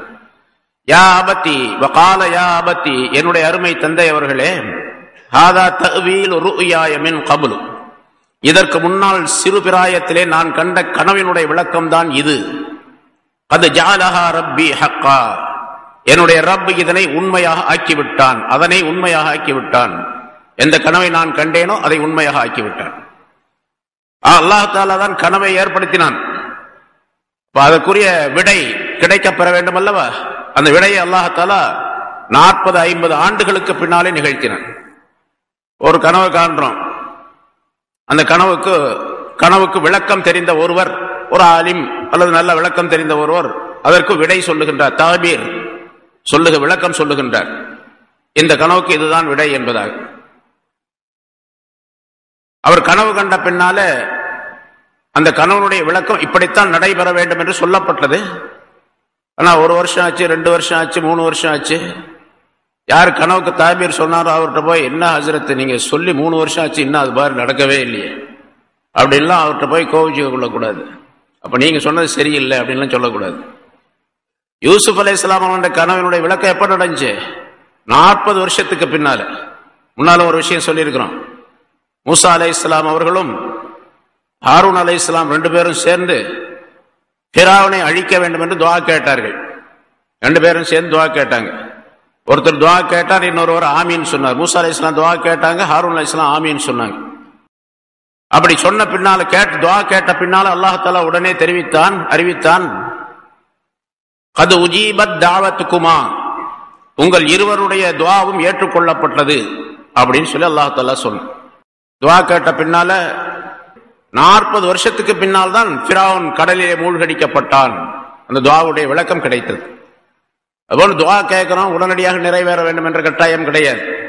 எப்பொழுது அல்லாஹ் தஆலா அதை நிறைவேற்றி வைக்க வேண்டுமோ அவருடைய நாட்டத்திலே எப்படி இருக்கின்றதோ அப்படி நிறைவேற்றுவார், அந்த நேரத்திலே நிறைவேற்றுவார். அதுபோன்று கனவு கண்டால் அந்த கனவினுடைய விளக்கம் உடனடியாக தெரியப்படுத்தப்பட வேண்டும். அடுத்த நாள், அடுத்த மாசம், அடுத்த வருஷம் அப்படின்னு அர்த்தம் இல்லை. எப்பொழுது அல்லாஹ் தஆலா விரும்புகின்றானோ, அதை ஏற்பாடு செய்திருக்கின்றானோ அந்த நேரத்திலே அது நிகழும் என்பதை அந்த வாசகம் சொல்லி, கத் ஜஅலஹா ரப்பி ஹக்கா, யூசுப் அலைஹிஸ்ஸலாம் சொல்றாங்க, 40 வருஷத்துக்கு பின்னால சொல்றாங்க, அதனை என்னுடைய ரப் எனக்கு உண்மையாக்கி வைத்து விட்டான் என்பதாக. வகத் அஹ்ஸன பி இத் அஹ்ரஜனி மினஸ் சிஜ்னி. இந்த வாசகத்தை சொல்லுவதன் மூலமாக நீங்கள் எல்லாம் எனக்கு சஜிதா செய்ததை நான் விரும்பவில்லை, நான் மனதார விரும்பவில்லை. ஆனால் அல்லாஹ் தஆலா இப்படி ஒரு ஏற்பாடு நடைபெற வேண்டும் என்று அவன் நாட்டத்திலே இருந்தது, அதை கனவின் மூலமாக எனக்கு காட்டினான். அதனால் அல்லாஹ் தஆலா அந்த கனவினுடைய விளக்கத்தை இப்பொழுது உங்களின் மூலமாக ஏற்படுத்தினான். அந்த கனவுக்கு விளக்கமே தவிர நான் இதை விரும்பவில்லை என்ற கருத்திலே, அதாவது நான் உங்களுக்கு மரியாதை செய்வது போக நீங்கள் எனக்கு மரியாதை செய்த இந்த விஷயம் அல்லாஹ்வினால் ஏற்படுத்தப்பட்டது, என்னுடைய புறத்தில் உள்ளது அல்ல, என்னுடைய குறையா அல்ல. நான் அதை என் மீது அதை குறையாக யாரும் சொல்லக்கூடாது, சுமத்தக்கூடாது என்ற கருத்தை இந்த வாசகத்தின் மூலமாக யா அபத்தி ஹாதா தஅவீலு ருஅயாய மின் கப்லு கத் ஜஅலா ரப்பி ஹக்கா என்ற வாசகத்தின் மூலமாக யூசுப் அலைஹிஸ்ஸலாம் அவர்கள் சொல்லி காட்டினார்கள் என்று விளக்கம் தருகின்றார்கள். பிறகு சொன்னார்கள், கத் ஜஅலஹா வகத் அஹ்ஸன பி இத் அஹ்ரஜனி மினஸ் சிஜ்னி, எனக்கு அல்லாஹ் தஆலா பெரும் உபகாரம் செய்து விட்டான், பெரும் ஞானத்தை கொடுத்து விட்டான். இது அஹ்ரஜனி மினஸ் சிஜ்னி, சிறையிலிருந்து என்னை அவன் வெளியாக்கிய நேரத்தில், சிறையில் அடைக்கப்பட்டார்கள் அந்த பெண்மணியின் காரணமாக. சிறையிலிருந்து அல்லாஹ் தஆலா என்னை வெளியாக்கிய பொழுது எனக்கு பெரும் உபகாரம் செய்து விட்டான். அதே போன்று வஜாஅ பிக்கும் மினல் பத்வி, கிராமத்திலிருந்து உங்களை இங்கே கொண்டு வந்து சேர்த்தான், உங்கள் அனைவரையும் கிராமத்திலிருந்து இங்கே கொண்டு வந்து சேர்த்தான். மின் பாதி அன் நஸா ஷைத்தான் பைனி வ பைன இஹ்வதி, எனக்கும் என்னுடைய சகோதரர்களுக்கும் மத்தியிலே ஷைத்தான் தூண்டுதலை ஏற்படுத்திய பின்னால், ஒரு பிரிவை ஏற்படுத்திய பின்னால், சகோதரர்களுக்கு இவர்களுக்கு ஏற்பட்ட அந்த பிரிவு 40 வருஷமாச்சு. இந்த பிரிவு ஏன் ஏற்பட்டது என்பதை சொல்லுகிறார், அது ஷைத்தானுடைய வேலை. ஷைத்தான் என்னுடைய சகோதரருடைய உள்ளங்களிலே நுழைந்து அவர்களுடைய உள்ளங்களை திசை திருப்பி அவருடைய எண்ணங்களை தவறாக ஆக்கி எனக்கு ஏதேனும் ஒரு இடையூறு விளைவிக்க வேண்டும் என்று அந்த எண்ணத்தை போட்டான். அதன் காரணமாக அவர்கள் செய்தார்கள். நான் பிரிக்கப்பட்டேன், என்னுடைய சகோதரருக்கும் எனக்கும் மத்தியிலே பிரிவு உண்டானது. அந்த பிளவு 40 ஆண்டுகளாக நீடித்தது. இது ஷைத்தான் செய்த வேலை என்பதாக சொல்லுகின்றார். மார்க்கத்திற்கு மாற்றமாக, அல்லாஹ் ரசூலுடைய சொல்லுக்கும் செயலுக்கும் மாற்றமாக ஏதேனும் ஒரு விஷயம் நடைபெற்றால், நம்மிடத்திலிருந்து நடைபெற்றால், உடனே நாம் ஷைத்தானின் பக்கம் கவனம் செலுத்த வேண்டும். இது ஷைத்தானுடைய வேலை. அவருடைய வேலையிலிருந்து நாம் தப்பித்துக் கொள்ள வேண்டும், அவருடைய ஊசாட்டத்திலிருந்து நாம் நீங்க வேண்டும் என்ற எண்ணம் இருக்க வேண்டும் என்பதை பல இடங்களிலே குர்ஆனில் அல்லாஹ் தஆலா சொல்லி காட்டுகிறார். பாருங்க, அவங்க செய்த அந்த கிணற்றிலே தூக்கி போட்ட விஷயம், அவர்கள் மீது பொறாமை கொண்ட விஷயம், இந்த சகோதரர்களுக்கு ஏற்படுத்திய இது அது அவர்களாகவே உருவாக்கியது என்பது மட்டுமல்ல, ஷைத்தான் அந்த வேலையை செய்ய வைத்திருக்கின்றான் என்பதாக அல்லாஹ் தஆலா இங்கே குறிப்பிடுகின்றான். இப்போ யூசுப் அலைஹிஸ்ஸலாம் அவர்களை கிணற்றிலே முதலாவதாக தள்ளினார்கள், பாழ் கிணற்றிலே. அது மிகப்பெரிய கொடுமையான ஒரு விஷயம். சகோதரர்கள் இவ்வளவு பெரிய கொடுமையான ஒரு விஷயத்தை செய்திருக்கின்றார்கள். ஆனால் யூசுப் அலைஹிஸ்ஸலாம் அவர்கள் அந்த கிணற்றிலிருந்து அல்லாஹ் தஆலா அவர்களை வெளியாக்கியதை நியாமத் என்பதாக இந்த இடத்துல சொல்லல. அதுக்கு பிறகு நீண்ட காலம் ஜலீஹாவுடைய வீட்டிலே, அரண்மனையிலே அவர்கள் இருந்து வளர்ந்து, அதற்கு பிறகு அந்த பெண்மணியின் மூலமாக அவர்கள் ஆசை கொள்ளப்பட்டு, அந்த பெண்மணியுடைய சூழ்ச்சியால் சிறையில் அடைக்கப்பட்டு, சிறையிலே பல ஆண்டுகள் இருந்த பின்னால், சுமார் 7 ஆண்டுகள் அல்லது 9 ஆண்டுகள் சிறையிலே இருந்த பின்னால் அவர்களை அந்த அரசினுடைய அந்த கனவு அதனை வெளியாக்கியது, அவர்களை வெளியாக்கியது அல்லாஹ் தஆலா அதனை வெளியாக்கியதாக சொல்லுகின்றார்கள். வகத் ஆஸன பி, என் மீது அல்லாஹ் தஆலா உபகாரம் செய்தான், பேருபகாரம் செய்து விட்டான். இது அஹ்ரஜனி மினஸ் சிஜ்னி, சிறையை விட்டும் அவன் என்னை வெளியாக்கிய நேரத்தில் என்பதாக சொல்லுகின்றார்கள். முதல்ல சொல்ல வேண்டியது என்னன்னு கேட்டா, அதை கிணற்றிலிருந்து என்னை காப்பாற்றிய நேரத்தில் எனக்கு உபகாரம் செய்து விட்டான் என்று சொல்லணும். ஆனா அப்படி சொல்லல. ஏன்னு கேட்டா, இங்க சகோதரர்கள்லாம் உட்கார்ந்து இருக்கிறாங்க, தந்தை இருக்கிறார். சகோதரர்களை இதுக்கு முன்னால் உள்ள ஆயத்துகள்ல போன வாரம், அதுக்கு முதல் வாரமே சொல்லப்பட்டது, லா தஸ்ரீப அலைக்குமுல் யௌம யக்ஃபிருல்லாஹு லக்கும் என்று ஒரு பொதுவான மன்னிப்பை, பொது மன்னிப்பை சகோதரர்களுக்கு யூசுப் அலைஹிஸ்ஸலாம் அவர்கள் வழங்கிட்டாங்க. இன்றைய தினத்திலே உங்களின் மீது எந்த விதமான குற்றச்சாட்டும் கிடையாது, அல்லாஹ் தஆலா உங்களை மன்னிப்பானாக என்று பொதுவாக துஆ செய்து அல்லாஹ் தஆலா அவர்களை மன்னிக்க வேண்டும் என்று கேட்டுக்கொண்டார்கள். அப்ப அந்த நேரத்தில் அந்த சகோதரருடைய மனதிலே ஒரு விதமான மகிழ்ச்சி ஏற்பட்டது.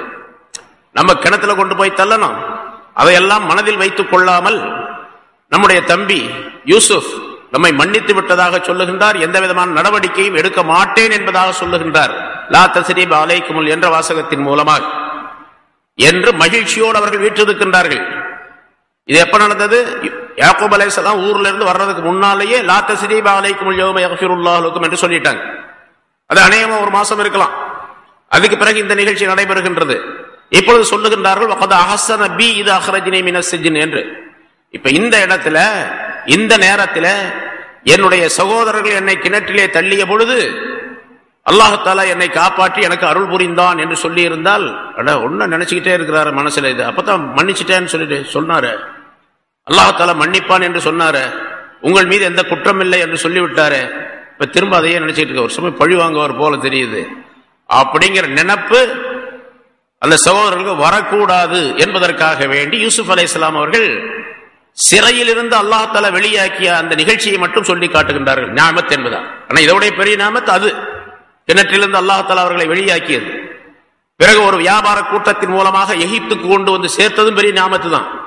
ஒரு அடிமையாக விற்கப்பட்டு அந்த எகிப்து நாட்டுடைய அசீசுடைய வீட்டில் அவர்கள் அடிமையாக வாங்கப்பட்டு சென்ற அந்த நிலையும் பெரிய நியாமத்து தான்.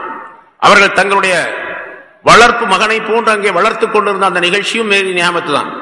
அதே போன்று அந்த ஜலீஹா என்ற அந்த பெண்மணி இவர்கள் மீது ஆசை கொண்டு அவர்களை தன்னுடைய தவறான செயலுக்கு அழைத்ததும் பெரிய நியாமத்து தான். ஏன்னா அப்படியெல்லாம் இல்லை அப்படின்னு சொன்னா சிறைக்கு போக முடியாது, சிறையில் இருக்கக்கூடிய நேரத்தில் அந்த சிறைவாசிகளுக்கு உள்ள விஷயங்களை சொல்ல முடியாது. அந்த சிறைவாசிகளில் இருந்த ஒருவர் தான் கொண்டு போய் இந்த செய்தியை சொல்லி இருக்கின்றார், கனவு கண்ட அரசர் கண்ட கனவுக்கு விளக்கத்தை இவர்தான் சொல்லுவார் என்பதாக சொல்லி இருக்கின்றார். அதன் மூலமாகத்தான் இவர்கள் வெளியாக்கப்பட்டார்கள். பிறகு அரச சபைக்கு கொண்டு போகப்பட்டார்கள். அந்த அரசன் பார்த்து இவ்வளவு பெரிய அறிவாளியாக இருக்கின்றார் என்பதாக நினைத்து அந்த நாட்டுக்கு அரசராக ஆக்கிவிட்டார் அவர். இதெல்லாம் அல்லாஹ் தஆலாவுடைய ஏற்பாடு. அதே அல்லாஹ் ஒரே வார்த்தையிலே இங்கே சொல்லுகின்றார்கள், அது அஹ்ஸன பி இது அஹ்ரஜனி மினஸ் சிஜ்னி, சிறையிலிருந்து என்னை அவன் காப்பாற்றிய பொழுது எனக்கு மிகப்பெரிய பேருபகாரம் செய்து விட்டான். இன்னொரு உபகாரம் அதையும் சொல்றாங்க, வஜாஅ பிக்கும், உங்களை அவன் கொண்டு வந்தான், மினல் பத்வி, கிராமத்திலிருந்து இங்கே கொண்டு வந்தான். பொதுவாக நபிமார்கள் அனைவருமே கிராமவாசிகள் அல்லர். நபிமார்கள் யாரையும் அல்லாஹ் தஆலா கிராமத்தில் பிறக்க செய்யவில்லை. ஒரு பகுதியிலே இருக்கக்கூடிய நாகரீகமான பட்டணமாக இருக்கக்கூடிய அந்த பகுதியில் இருக்கக்கூடிய மிகப்பெரிய ஊர் எதுவோ அந்த ஊரில் ஒவ்வொரு நபியையும் அல்லாஹ் தஆலா பிறக்க செய்திருக்கின்றார். எந்த நபியையும் கிராமப்புறத்து மனிதராக நபியை ஆக்கவே, எந்த நபியும் அல்லாஹ் தஆலா ஆக்க கிடையாது. ஏன்னா கிராமப்புறத்திலே இருக்கக்கூடியவர்கள் பட்டணத்தில் இருக்கக்கூடியவர்களை போன்று ஆக முடியாது. அதனால்தான் இந்த ஆயத்தின் மூலமாக இன்னொரு விளக்கம் சொல்லப்படுகின்றது. கிராமப்புறத்தில் இருக்கக்கூடியவர்கள் நல்ல அறிவு பெற வேண்டும் என்று விரும்பினால், நாகரிகமான வாழ்க்கையை பெற வேண்டும் என்று விரும்பினால் பட்டணத்துக்கு குடிபெயர்ந்து வர வேண்டும் என்பதால். இப்ப வர்றவங்க வேற நோக்கத்துக்கு வேண்டி வர்றாங்க, சம்பாதிக்கிறதுக்கு, அதுக்கு இதுன்னு பல நோக்கத்துல வர்றாங்க, அது வேற விஷயம். ஆனா நோக்கம் எப்படி இருக்குன்னு கேட்டா, நாகரிகத்தை கற்றுக்கொள்ள வேண்டும், அறிவை வளர்த்துக் கொள்ள வேண்டும், ஒழுக்கத்தை வளர்த்துக் கொள்ள வேண்டும், பரந்த அறிவை, உலகத்தினுடைய பரந்த அறிவை வளர்த்துக் கொள்ள வேண்டும் என்ற நோக்கத்திற்காக வேண்டி கிராமங்களிலிருந்து பட்டணத்திற்கு வர வேண்டும் என்பதையும் அல்லாஹ் தஆலா இங்கே தெரிவிக்கின்றான். யாக்கூப் அலைஹிஸ்ஸலாம் அவர்களும் அவருடைய குடும்பத்தினரும் ஒரு கிராமத்திலே இருந்தார்கள், கண்ணான் என்ற அந்த கிராமத்திலே இருந்தார்கள். அவர்களே அல்லாஹ் தஆலா இந்த ஊருக்கு கொண்டு, மிஸ்ருக்கு கொண்டு, எகிப்துக்கு கொண்டு வந்தான். அதை ஒரு பெரிய ஞாபகத்தாக சொல்லி காட்டுகின்றார்கள். கத் அஹ்ஸன பி, எனக்கு அல்லாஹ் தஆலா பேருபகாரம் செய்து விட்டான். ஜாஅபிக்கும் மினல் பத்வி, உங்களை கிராமத்திலிருந்து இங்கே கொண்டு வந்த நேரத்தில் என்றும் சொல்லுகின்றார். மின் பாதி அன் நஸா ஷைத்தான் பைனி வ பைன இக்வதி, எனக்கும் என்னுடைய சகோதரருக்கு மத்தியிலே ஷைத்தான் ஒரு பிளவை ஏற்படுத்திய பின்னால் இந்த நிகழ்ச்சி, இந்த பேருபகாரம் நடந்திருக்கின்றது என்பதாக குறிப்பிடுகின்றார். இன்ன ரப்பி லத்தீஃபுல் லிமா யஷா, நிச்சயமாக என்னுடைய ரப் தான் நாடியதை செய்கின்ற ஆற்றல் உடையவனாக அவன் இருக்கின்றான். லத்தீஃப் என்பதற்கு உள்ளன்பு உடையவன் என்று அசல் அர்த்தம். முன்னால ஒரு ஆயத்தில் விளக்கம் சொல்லப்பட்டு இருக்கின்றது. லத்தீஃப் என்று வந்து, லத்தீஃப்னா ரொம்ப ஆழிய அன்புடையவன் அப்படின்னு அர்த்தம். ஆனா எல்லா இடங்களிலும் அந்த மாதிரி அர்த்தம் வராது. ஒரு வார்த்தைக்கு, அந்த ஆயத்துக்கு அந்த இடத்துல என்ன தோதுவான விளக்கம் வருமோ அந்த விளக்கம் சொல்லப்பட வேண்டும், அந்த அர்த்தம் சொல்லப்பட வேண்டும். இந்த இடத்துல இன்ன ரப்பி லத்தீஃபுன் லிமா யஷா, பின்னால லிமா யஷா அவன் நாடியதை என்று வருகின்ற காரணத்தினால், அப்ப லத்தீஃப் என்பதற்கு தான் நாடியதை நிர்வாகம் செய்யக்கூடியவன் என்று அர்த்தம் வரும்.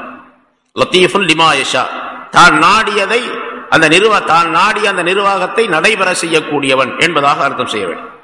அதாவது தான் எதை நாடுகின்றானோ அதற்குரிய காரண காரியத்தை வெளிப்படையாக ஏற்படுத்தி அவன் நாடியதை கடைசியாக நிறைவேற்றி வைப்பான்.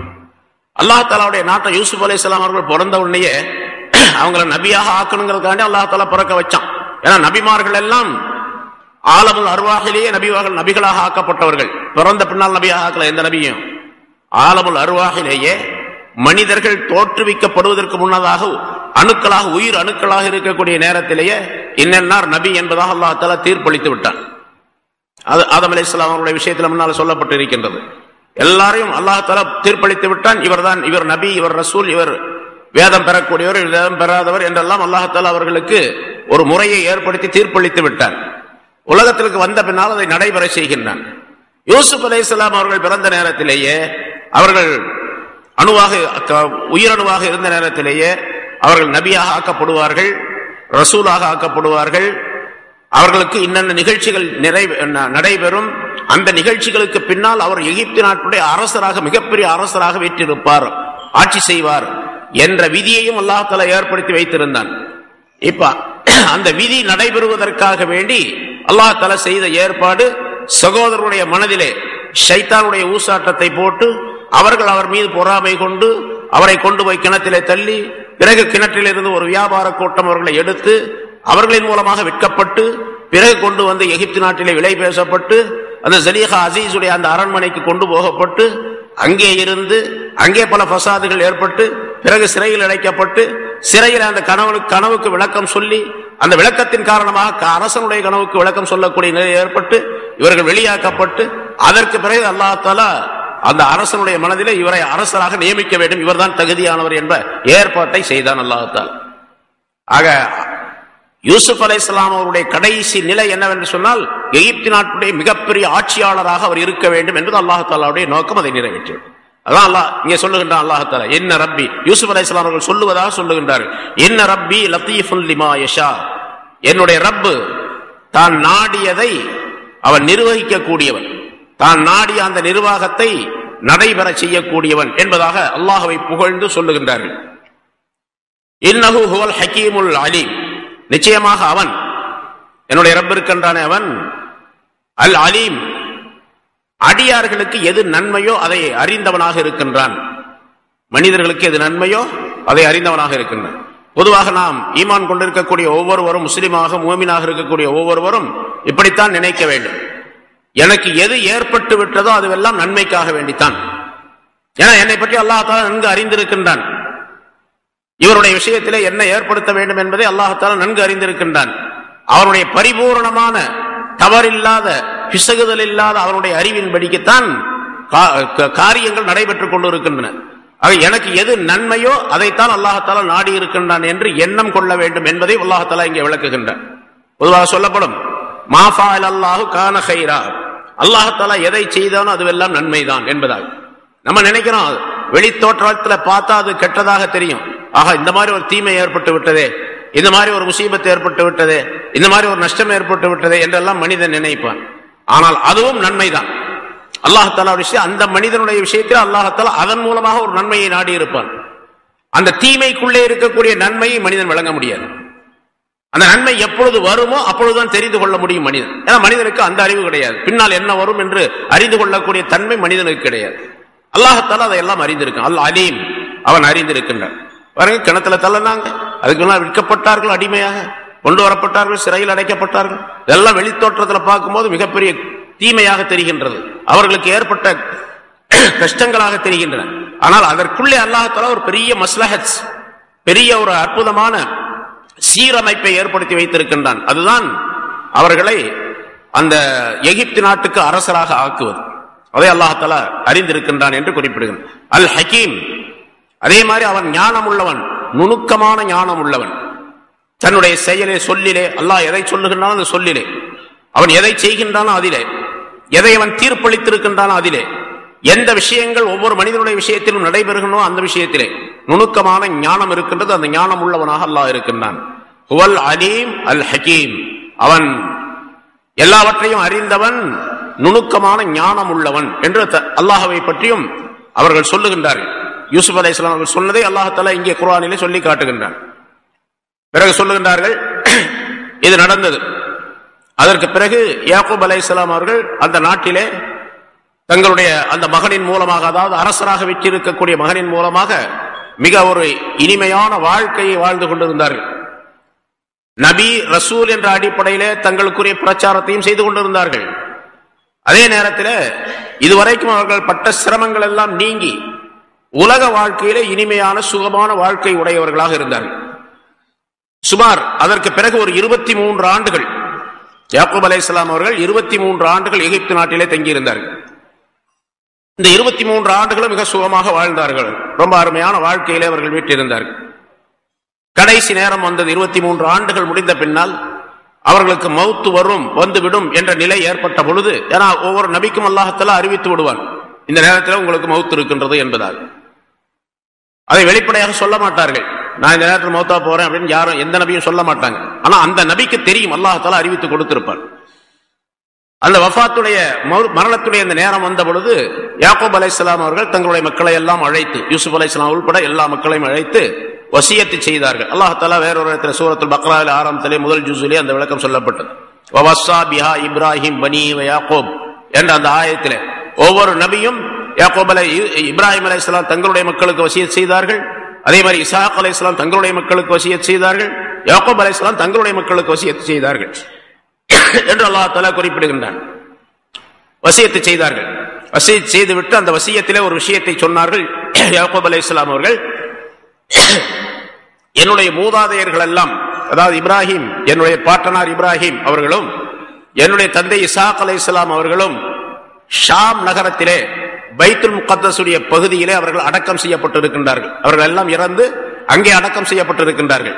ஆகவே நான் இறந்து விட்ட பின்னால் என்னுடைய உடலை அந்த ஷாம் நகருக்கு கொண்டு போய் என்னுடைய மூதாதையருடைய அந்த நபிமார்களுடைய கபருக்கு அருகிலே என்னுடைய உடலை அடக்க வேண்டும் என்பதாக ஒரு வசியத்து செய்தார்கள். அதன்படி அவர்கள் இறந்த பின்னால யூசுப் அலைஹிஸ்ஸலாம் அவர்கள் அதற்குரிய ஏற்பாட்டை செய்தார்கள். எகிப்திலிருந்து ஷாம் நகருக்கு வர வேண்டும் என்று சொன்னால் செங்கடலை கடந்து இந்த பக்கம் வரணும். எகிப்திலிருந்து கிழக்கு பகுதியிலே, தென்கிழக்கு பகுதியிலே ஷாம் நகர் இருக்கின்றது, அங்கே வர வேண்டும். அப்போ அந்த காலத்துல இப்ப இந்த சூயஸ் கால்வாயெல்லாம் மத்திய தரைக்கடலோடு சேர்ந்து வெட்டப்பட்டிருக்கல, அதெல்லாம் அந்த காலத்துல கிடையாது. இப்போ 200 வருஷம் தான் ஆச்சு, 108 வருஷம் ஆச்சு அது வெட்டப்பட்டு. கடல் கடந்து வர வேண்டும். அதற்குரிய ஏற்பாடுகளை எல்லாம் செய்தார்கள் யூசுப் அலைஹிஸ்ஸலாம் அவர்கள். தங்களுடைய தந்தையை ஒரு அழகான ஒரு இந்த கல்லினால் ஆக்கப்பட்ட பெட்டி செய்து அதில் அவருடைய ஜனாசாவை வைத்து அவருடைய மக்கள் அவருடைய குடும்பத்தினர் எல்லாமே சிறு குழந்தைகளை தவிர மற்றவர்களை எல்லாரும் அழைத்துக் கொண்டு, அதே போன்ற அரசாங்கத்தினுடைய பணியாளர்கள் பல நூற்றுக்கணக்கான அவர்களை அழைத்துக் கொண்டு அவர்களுடைய ஜனாசாவை எடுத்துக்கொண்டு வந்து இங்கே ஷாம் நகரிலே அடக்கம் செய்தார்கள். ஹஜ்ரத் யூசுப் அலைஹிஸ்ஸலாம் அவர்கள் தங்களுடைய மூதாதையர்களுக்கு அந்த, அதாவது இப்ராஹிம் அலைஹிஸ்ஸலாம், இஸ்ஹாக் அலைஹிஸ்ஸலாம் அடக்கப்பட்டிருக்கக்கூடிய அந்த இடத்திலே அங்கே அடக்கம் செய்தார்கள் என்பதாக வரலாற்றிலே சொல்லப்படுகின்றது. அதற்கு பிறகு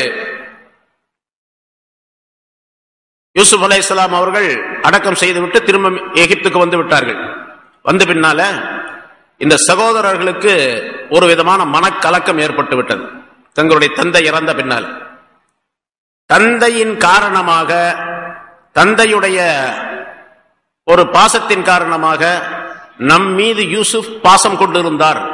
இப்பொழுது தந்தை இறந்து விட்ட பின்னாலே நமக்கு ஏதாவது இடையூறு தீங்குகள் செய்யக்கூடிய சூழ்நிலை ஏற்படலாம் என்பதாக இந்த சகோதரர்கள் எல்லாம் நினைத்தார்கள். அது சம்பந்தமாக பேசிக்கிறாங்களே இல்ல, அது பேசிக்குவாங்க. அத யூசுப் அலைஹிஸ்ஸலாம் அவர்கள் அதை அறிந்து கொண்டார்கள். தங்களுடைய சகோதரர்கள் அவர்கள் செய்த அந்த தீமைக்காக வேண்டி, தங்களுக்கு செய்த அந்த இடையூறுக்காக வேண்டி தங்களின் மீது ஏதாவது பழி வாங்கக்கூடிய சூழ்நிலை ஏற்படும் என்ற ஒரு நிலை அவர்களுடைய நடவடிக்கைகளிலிருந்து தெரிந்தது. யூசுப் அலைஹிஸ்ஸலாம் அவர்கள் இதை கண்டு கொண்டார்கள். எல்லாத்தையும் கூப்பிட்டாங்க, சகோதரர்களை எல்லாம் கூப்பிட்டு சொன்னாங்க, லா தகாஃபு, நீங்கள் எல்லாம் பயப்பட வேண்டாம், நான் உங்களை ஏதாச்சும் செஞ்சிடுவேன் அப்படின்னு சொல்லி நீங்க பயப்பட வேண்டாம். ஆரம்பத்திலே உங்களுக்கு பொது மன்னிப்பு நான் அளித்திருக்கின்றேன். லா தஸ்ரீப அலைக்குமுல் யௌம் என்ற வாசகத்தின் மூலம் உங்களுக்கு சொல்லி இருக்கிறேன். அதனால நீங்க யாரும் பயப்பட வேண்டாம். ஏன்னு கேட்டா, இன்னி அகாஃபுல்லா, நான் அல்லாஹ்வை பயப்படுகின்றேன். அதனால் நான் உங்களுக்கு செய்து கொடுத்த அந்த வாக்குறுதியை கட்டாயமாக நிறைவேற்றுவேன். உங்களின் மீது எந்த விதமான நடவடிக்கையும் எடுக்க மாட்டேன். நிம்மதியாக சுகமாக நீங்கள் வாழலாம், இந்த நாட்டிலே எல்லா விதமான சுகமும் பெற்று வாழக்கூடிய நிலையை உங்களுக்கு ஏற்படுத்தி தருகின்றேன் என்று யூசுப் அலைஹிஸ்ஸலாம் அவர்கள் தங்களுடைய சகோதரருக்கு ஆறுதலாகவும் நம்பிக்கை வரும் அளவுக்கும் சொன்னார்கள். அதன் காரணமாக அவர்களுடைய உள்ளத்திலே ஒரு விதமான நம்பிக்கை ஏற்பட்டது. யூசுப் அலைஹிஸ்ஸலாம் அவர்களோடு சேர்ந்து அவர்கள் எகிப்து நாட்டிலே மிக சுகமாக வாழ்ந்து வந்தார்கள் சகோதரர்கள். அதற்கு பிறகு யூசுப் அலைஹிஸ்ஸலாம் அவர்கள், இப்ப யூசுப் அலைஹிஸ்ஸலாத்துக்கு எவ்வளவு வயசு அப்படின்னு கேட்டா ஒரு 60 அல்லது 70 வயசு இருக்கலாம் அந்த நேரம். அதற்கு பிறகு யூசுப் அலைஹிஸ்ஸலாம் அவர்களுக்கு 120வது வயசுல அவர்கள் இறந்தார்கள். அந்த நேரத்தில் அவருடைய சகோதரர்கள் எல்லாம் இருக்கிறாங்க, எல்லாமே இருக்கிறாங்க. இந்த சகோதரர்கள் எல்லாம் எல்லாருமே திருமணம் செய்திருக்கின்றார்கள். யூசுப் அலைஹிஸ்ஸலாம் அவர்களும் அந்த நேரத்தில் திருமணம் செய்து கொண்டார்கள். முன்னால ஒரு குறிப்பு சொல்லப்பட்டிருக்கின்றது. அதாவது இந்த ஜலீஹா என்ற அந்த பெண்மணி யூசுப் அலைஹிஸ்ஸலாம் அவர்கள் மீது காதல் கொண்டு அதன் காரணமாக ஏற்பட்ட பிரச்சனை மிகப்பெரியது. அந்த நாட்டிலே ஒரு மிகப்பெரிய குழப்பத்தை ஏற்படுத்தி விட்டது. ஆனால் அதையெல்லாம் யூசுப் அலைஹிஸ்ஸலாம் அவர்கள் ஆட்சியாளராக இருந்து அந்த ஆட்சி செய்த முறையை கவனித்து மக்கள் எல்லாம் இவர் மிகப்பெரிய ஞானம் பெற்றவர் என்பதாக விளங்கி நபி என்பதாக ஒப்புக்கொண்டு இஸ்லாத்திலே சேர்ந்தவர்கள் ஏராளமாக இருக்கின்றார்கள். இந்த ஜலீஹாவுடைய விஷயம் என்ன ஆச்சு அப்படிங்கறத பத்தி மக்கள் எல்லாம் மறந்துட்டாங்க சுத்தமா. இந்த பஞ்ச காலம் வந்துச்சு பாருங்க, அந்த பஞ்சத்திலே ஜலீஹாவும் பஞ்சத்தால் பீடிக்கப்பட்டார். அவருக்கும் பல விதமான வறுமை நிலை ஏற்பட்டது. அவருடைய கணவர் அந்த அசீஸ் என்பவர், கித்ஃபீர் என்பவர் இறந்துட்டார். அதுக்கு பின்னால் அவருக்கு ஆட்சியும் போயிடுச்சு, அவருடைய அரண்மனையும் போச்சு. எல்லா விதமான சூழ்நிலையிலும் போய் மிகச் சிரமப்பட்டு வாழக்கூடிய சூழ்நிலை அந்த பெண்மணிக்கு ஏற்பட்டது. கடைசியாக ஒரு குடிசையை போட்டு அந்த குடிசையிலே வாழக்கூடிய நிலை. அந்த குடிசை எங்கே போட்டிருந்தார்கள் என்று சொன்னால், யூசுப் அலைஹிஸ்ஸலாம் அவர்கள் தினந்தோறும் நகர் வலம் வருவார்கள். மக்களுடைய நிலைகளை பார்ப்பதற்காக நகர் வலம் வருவார்கள். நகர் வலம் வரும் பொழுது குதிரையிலே ஆரோகணித்து வருவார்கள். நிறைய அவர்களுக்கு பின்னால் முன்னாலும் படைகள் இருக்கும், வீரர்கள் போவார்கள். ரொம்ப பெரிய தப்தபாவுடன் அவர்களுடைய அந்த நகர் வலம் இருந்து கொண்டிருக்கும். இந்த ஜலீஹா என்ற இந்த பெண்மணி அப்படி நகர்வலம் வரக்கூடிய அந்த தெருவினுடைய ஒரு ஓரத்திலே ஒரு குடிசையை போட்டு அந்த குடிசையில் இருந்து யூசுப் அலைஹிஸ்ஸலாம் அவர்களை கண்காணித்துக் கொண்டிருப்பார்கள், பார்த்து கொண்டிருப்பார்கள். ஒவ்வொரு நாளும் சொல்லுவாராம், அல்லாஹ் தஆலா பாவம் செய்ததின் காரணமாக, குற்றம் செய்ததின் காரணமாக அரசர்களை எல்லாம் அடிமையாக்கிவிட்டான். நன்மைகள் செய்ததின் காரணமாக, அல்லாஹ்வுக்கு வழிபட்டு நடந்ததின் காரணமாக அடிமைகளை எல்லாம் அரசராக்கி விட்டான் என்பதாக சொல்லிக் கொண்டிருப்பார்களாம். யூசுப் அலைஹிஸ்ஸலாம் அடிமையா இருந்தாங்க, அவர் பெரிய அரசர் ஆயிட்டார். இந்த பெண் பெரிய அரச பதவி உடையவளாக இருந்தாள். ஆனா இப்ப என்னாச்சு, அடிமையை போல் வாழக்கூடிய சூழ்நிலை ஏற்பட்டது. அதை சொல்லி காட்டிக் கொண்டிருப்பார் என்பதாக குறிப்பிடுகின்றார்கள். இப்ப யூசுப் அலைஹிஸ்ஸலாம் அவர்கள் வருவதை போவதை பார்த்து ஒரு நாள் சரி அவரிடத்தில் கேட்டுவிட வேண்டும் என்பதாக சொல்லி யூசுப் அலைஹிஸ்ஸலாம் அவர்கள் பவனி போகும் பொழுது வரும் பொழுது அந்த குடிசையிலிருந்து வெளியே வந்து, இப்ப இவ்வளவுக்கு வயசாகி கிழவியுடைய தோற்றத்திலே இருக்கின்றார், கிழத்தோற்றத்திலே இருக்கின்றார், வயோதிகமான தோற்றம் ஜலீஹாவுக்கு. சப்தம் போட்டு யூசுஃபே அப்படின்னு கூப்பிட்டார்.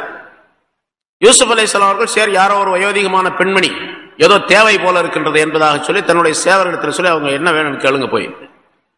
ஒரு ஆள் வந்தார், உனக்கு என்ன வேணும்? அரசர் கேட்டு வர சொல்ல, அவருக்கு என்ன வேணும்? எனக்கு யூசுப் வேணும் அப்படின்னு சொல்லு. யூசுப் வேணும். அப்படியா, அந்த பெண்மணி வர சொல்லு.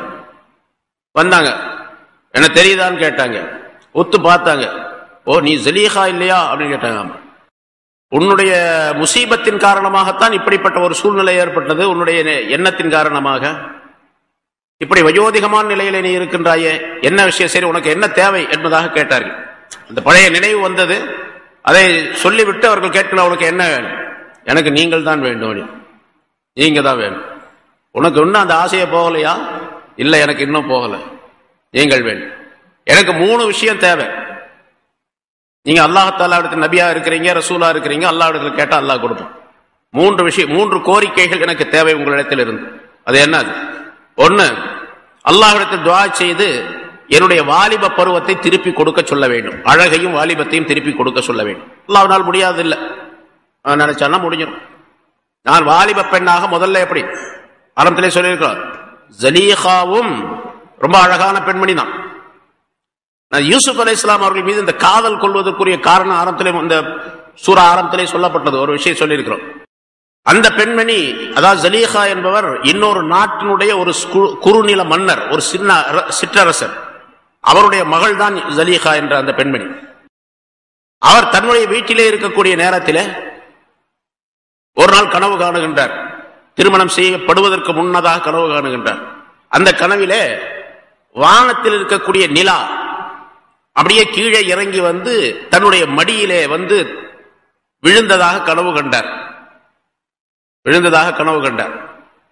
அதே போல இன்னொரு நாள் ஒரு அழகான வடிவம் உள்ள, ஒரு அழகான தோற்றமுள்ள ஒரு மனிதரை கனவிலே கண்டார்.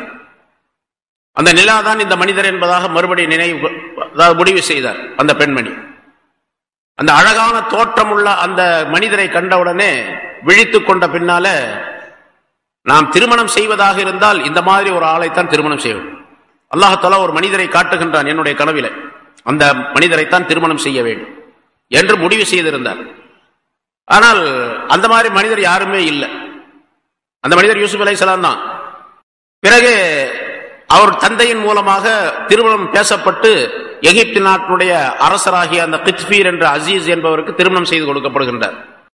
ஆனால் நேரடியாக அந்த நேரத்தில் தன் அந்த மாப்பிள்ளையை அவங்க பார்க்கல.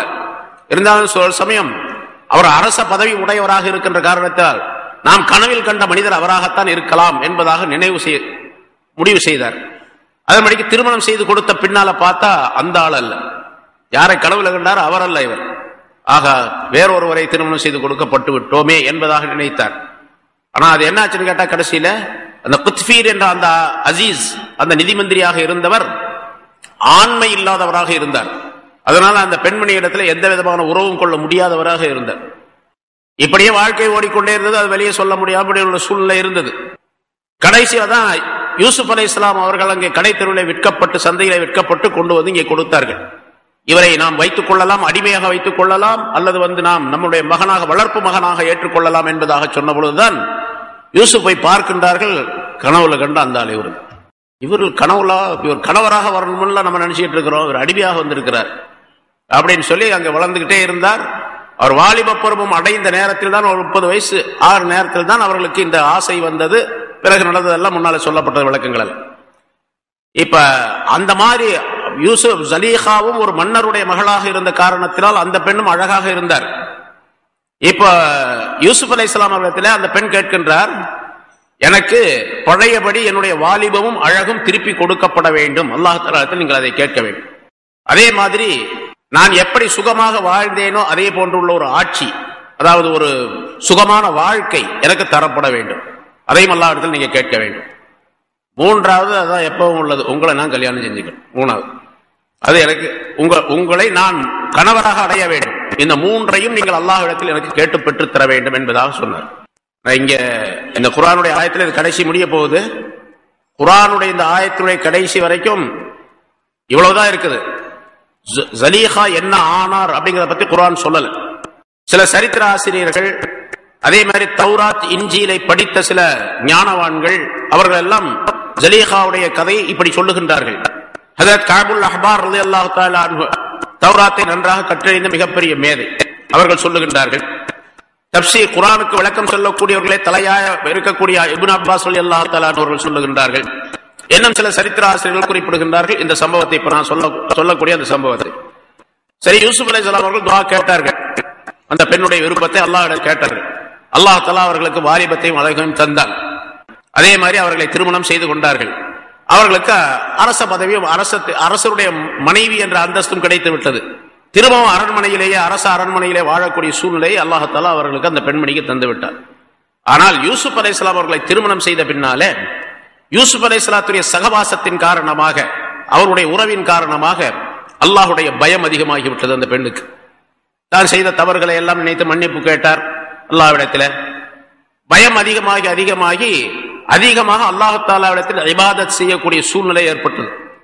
கல்யாணம் செஞ்ச உடனே யூசுப் அலைஹிஸ்ஸலாம் கேட்டார்களாம், நீங்க நீ முதல்ல என் மீது எவ்வளவு காதல் கொண்டிருந்தையே, தவறாக நடக்க ஆரம்பிச்சியே, அதை விட இது எவ்வளவு நல்லது பாத்தியா? ஆமா, உண்மையிலேயே நல்லதுதான், இதைத்தான் நானும் விரும்பினேன் அப்படின்னு சொல்லி அந்த பெண்மணி சொன்னார். பிறகு இந்த சகவாசத்தின் காரணமாக அவர்கள் இபாதத்தில் அதிகமாக மூழ்கிவிடக்கூடிய சூழ்நிலை ஏற்பட்ட பொழுது யூசுப் அலைஹிஸ்ஸலாம் எப்ப கூப்பிட்டாலும் வர்றது, இபாதத்திலேயே மூழ்கிட்டாங்க அதிகமா. இப்ப யூசுப் அலைஹிஸ்ஸலாம் அவர்கள் இபாதத் செய்ய நான் போய் தொழ போறேன் அப்படின்னு சொல்லிட்டு போகும்போது யூசுப் அலைஹிஸ்ஸலாம் அவர்கள் ஜலீஹாவுடைய சட்டை பிடிச்சி எடுக்கிற மாதிரி ஆயிப்போச்சு, நீ வர்றையா இல்லையா அப்படின்ட்டு.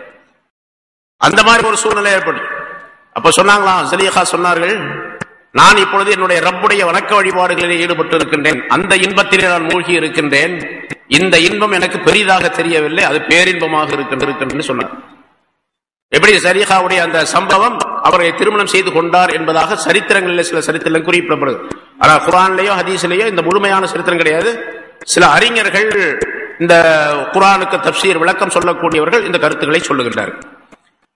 இப்ப யூசுப் அலைஹிஸ்ஸலாம் அவருடைய கடைசி காலகட்டம் 120 வருஷம் வரைக்கும் அவங்க இருந்தாங்க.